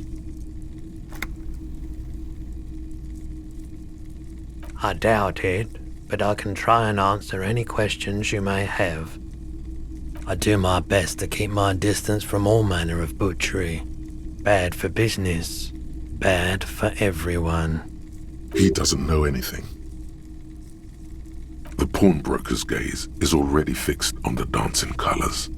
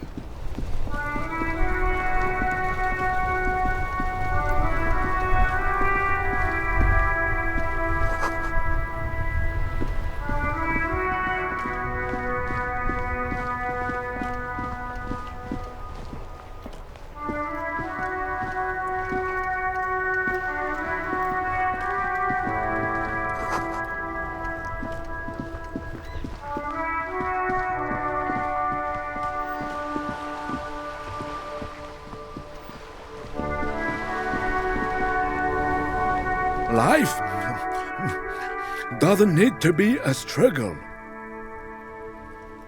I'll be with you in a moment, officer. Let me just finish my sandwich. Talk to Angry Hog René first.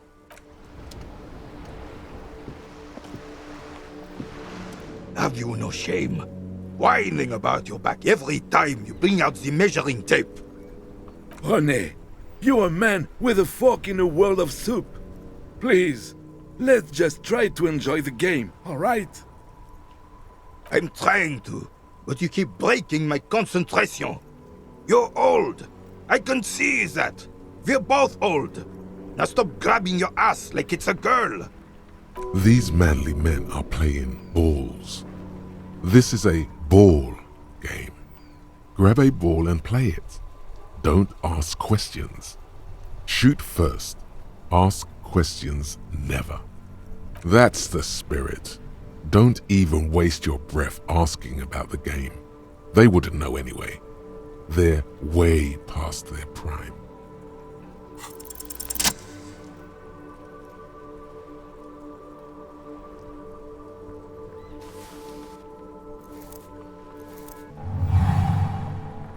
You are immediately surprised by the ball's lack of weight.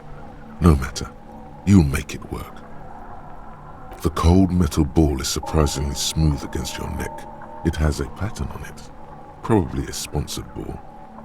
Yours would only be covered with bumps of learning and scars of victory. Already your muscles are adjusting to the weight, the nervous system calibrating, until you and the ball have merged into a single entity. The man ball is ready. A chilly breeze ruffles your hair as you stand there, feet firmly planted.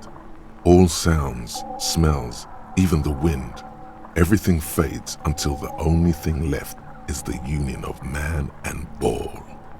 An embodiment of pure motion, a fine-tuned locomotor running at maximum efficiency. Some would still say you're a cop, but I guess we're beyond that now.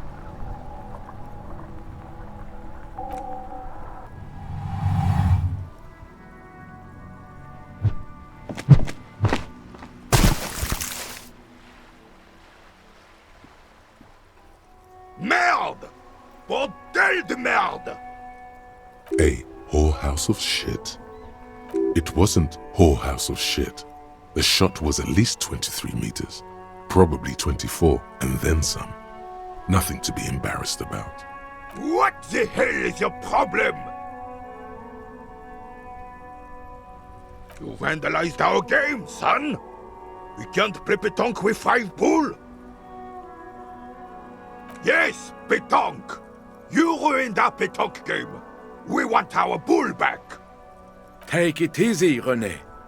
This is just a misunderstanding, isn't it, officer? No harm done. Of course there's harm done, you orange slug! You owe us a goddamn bull! Good. Mistakes are forgiven, when men at least try to right their wrongs. I believe you will try.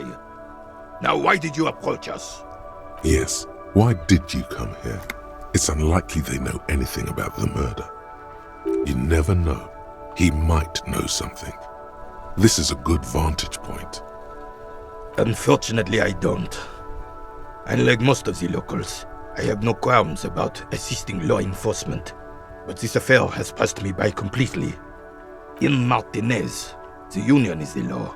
So can you really blame them? Cop is a pejorative term. I don't have a problem with policemen. On the contrary, I admire the effort to bring order to our streets. He doesn't know about the crime. Your time is better spent discussing politics. If I knew, I would not be afraid to tell you. I simply don't. I'm an old man, not a coward. The daily business of the riffraff no longer concerns me. 'Tis true, sire. He knows nothing.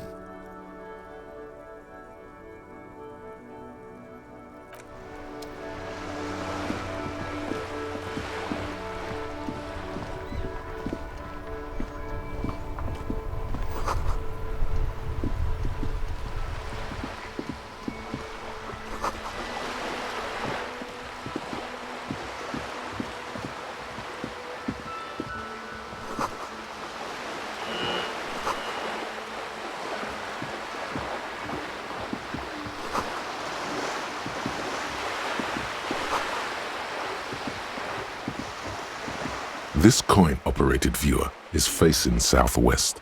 Its coin slot is full of fossilized bubblegum, rendering the machine permanently inaccessible. A thick layer of graffito covers the lenses. You spell out the word Onuk written on the other side, with N and C scribbled backwards. That's Kuno on the lens. Under the graffito, a sea of blues and greys appear. Behind the water lies a coast studded with concrete and reeds. On it, a church on stilts, lanky weather-worn wooden planks, an X-shaped cross topping its tower. You know this to be the star of Pericarnassus, or the Cairo, the central symbol of the Pericarnassian church, a star, a great moral height to be strived towards. The church looks old and weather-worn. There are no lights in the windows.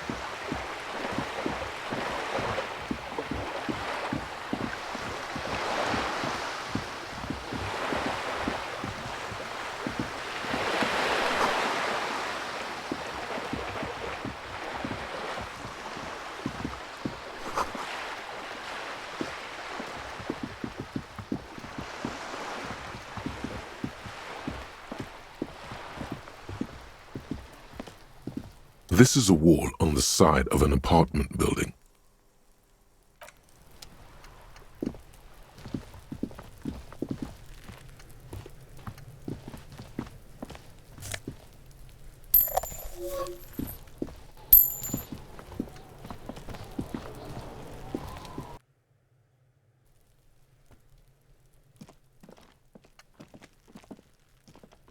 Are you trying to sneak up on me?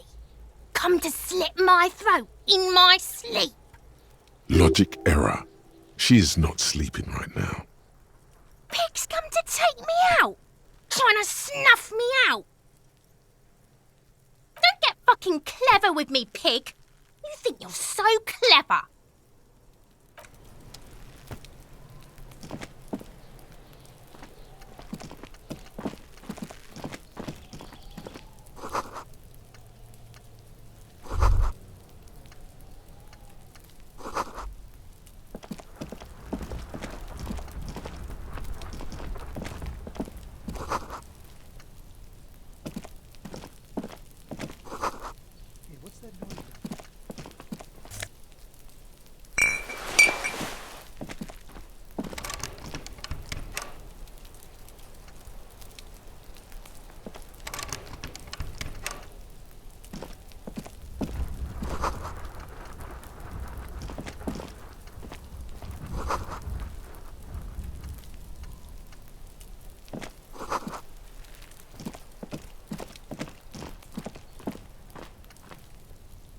There must be another way into the building. You see a young man on a balcony nursing a cigarette. His eyes have been following you for a while. Not looking for any trouble, officer. It's the voice of someone who has something to hide, my liege. I don't want to be seen talking to the gendarmerie if that's okay. I just want to finish my cigarette. Don't let him go. This could be your witness. The balcony has a great view of the whole thing. Is it really that important? Like a nervous cat, he keeps stealing looks at the neighboring windows. All right, but make it quick. Once I finish this cigarette, I have to run. I'd even go so far as to say that the view is a little too good, my dear gendarme. Do you have an estimate of when the body will be taken away? We will remove the body as soon as possible. Now tell us, where were you last Sunday? Oh. You already asked me that, didn't you? Wait, Is someone else investigating the lynching? No, not you two. Some more muscular type. And when did you speak to this more muscular gentleman? Last week? I don't know. Look. He's an actor declaiming a soliloquy. See how you hang on his every word? You didn't answer the question. What were you doing last Sunday? I had a friend over. He was my Sunday friend. He doesn't reply, gesturing no with his cigarette. In the neighboring windows, you can see faint reflections of his silhouette, all from different angles. My name? My name is Martin Martinez. That's definitely not his real name. No, of course not. Could you please lower your voice? No. We won't. Now, if you'll excuse me, I really need to get going. This isn't the place or time for questions. Who knows who might be watching from the distance, hidden behind the curtains?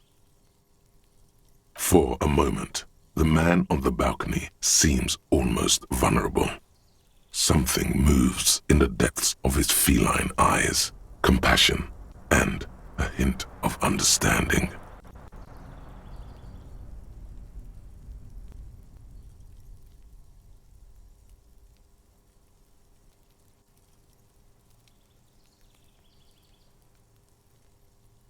I am sorry, but I really don't have the information you're looking for. But, hold on, what's that? For a split second, his hand lingers, as though gesturing towards a stone placed right next to the front door. It's a sign. Good luck with the investigation.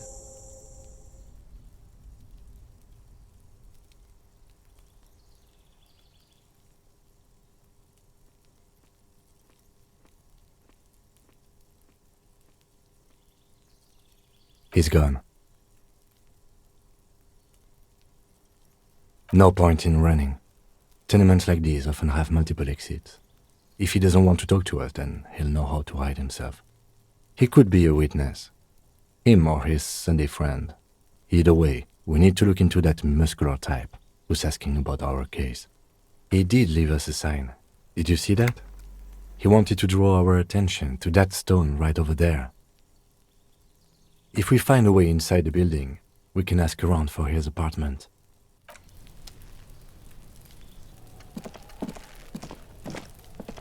A stone, like any other, lying in a whirl of sleet and mud. Maybe there's something under it. There's a key beneath it, rusty from the dirt.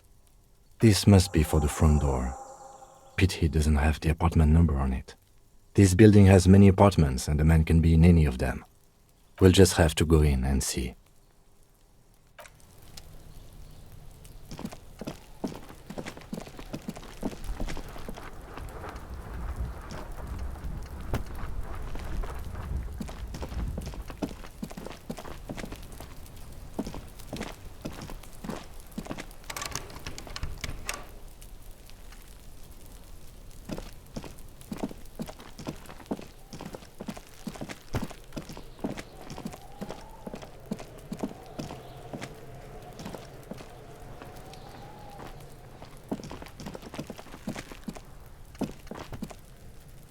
Trying to sneak up on me again? Trying to snuff me out?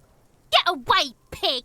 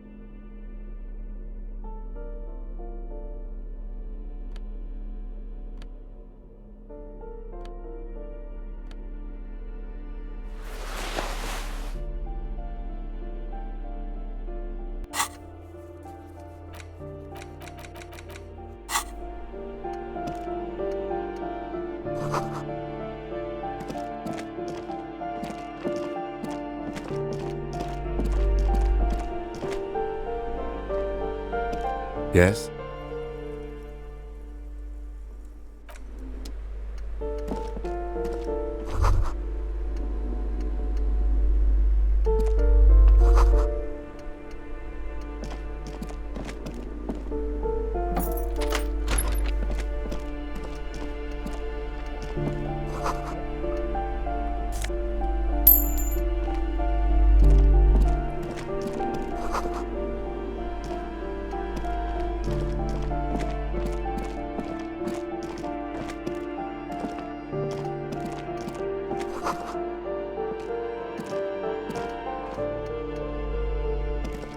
This door has been closed with a padlock. A chalk-drawn number on the board says, number 11. It's a solid lump of metal, but the shackle is deeply corroded. A solid pair of chain cutters would make short work of it. No reply. Why would we want to break into some random citizen's apartment? The lieutenant looks at you for a long moment, then blinks once. But he knows it wouldn't make much of a difference. I suppose if one were committed to it, there's a pair of chain cutters in the kinema.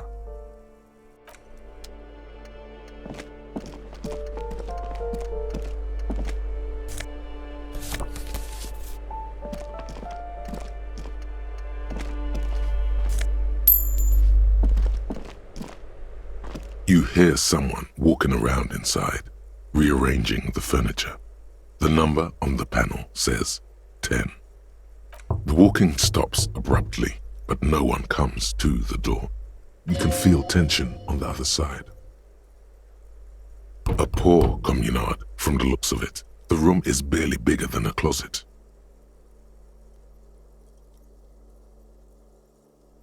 Do I have to open the door? Do you have a warrant? I'm not obligated to open the door if you don't have a warrant. Let's go. We don't have a reason to get inside that apartment. It's generally easier to do things if you have literally any reason. A poor communard, from the looks of it. The room is barely bigger than a closet. Do I have to open the... Do you have a warrant? Let's go. It's generally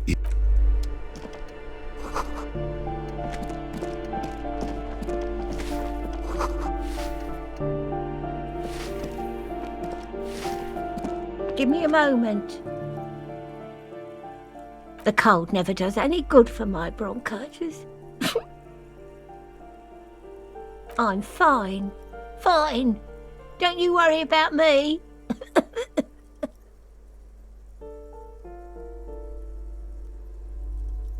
Now, what do you want from me, policeman?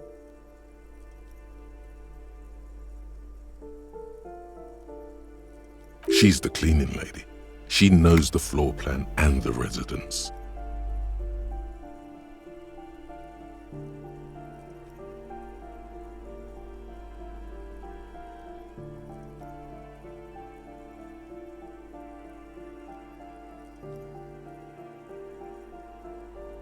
Yes. I know who you mean. The scrawny boy who's always smoking like the devil, right? Somewhere in the building, a child starts crying.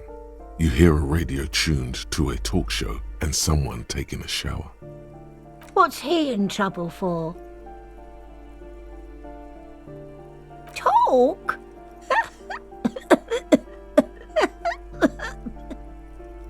What was so funny about that? He lives upstairs in room 28. Go to the balcony. It's one of those doors there. He's usually home in the evening. Thank you. We should go check out his apartment on the balcony. See if he's home. Ask away, policeman. People come and go. I don't keep an eye on everyone. They probably just moved or died. Hopefully somewhere else. No one lives there. It's been empty for months. Impossible. I would know if someone had moved in there. Maybe it's those countercultural people again. breaking into a house like it's a public space. You're a policeman. Be good and take a look, will you? Great. Young people.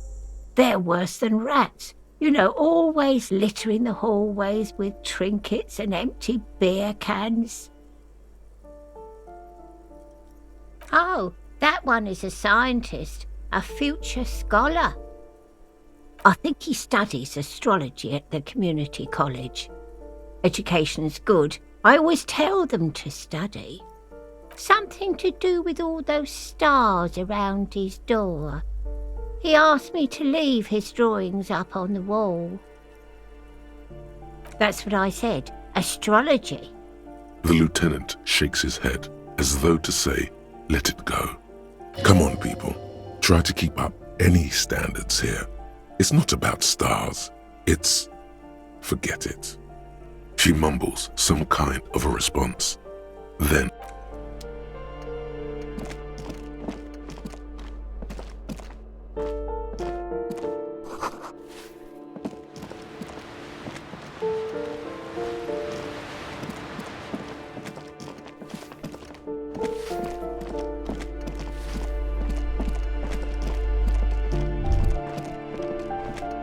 that isn't just a five-pointed star.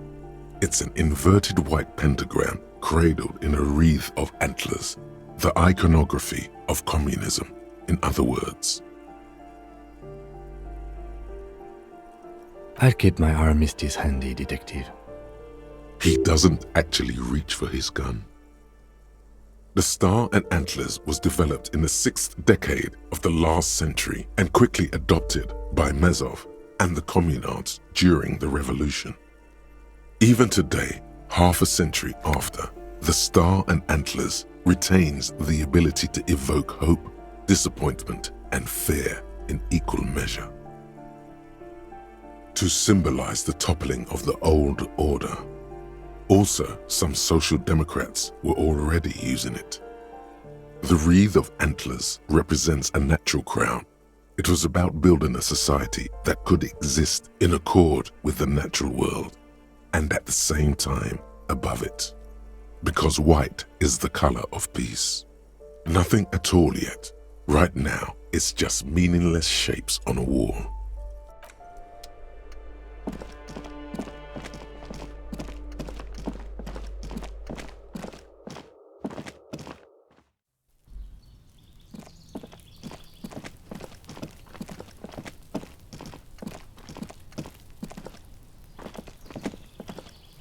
This door is made of metal and appears to be reinforced.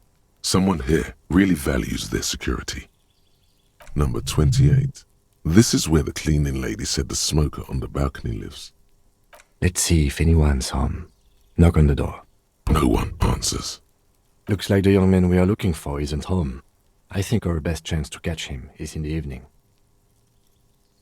We should return tomorrow after we have finished with our day's work. How about 9 p.m.? Sound good? Tomorrow, 9 p.m., right here. Apartment number 28. Good, let's go. Damn. Turns out it's quite tricky finding someone in a big apartment building. Don't worry. You'll get him. Remember, tomorrow, he's probably gone for today.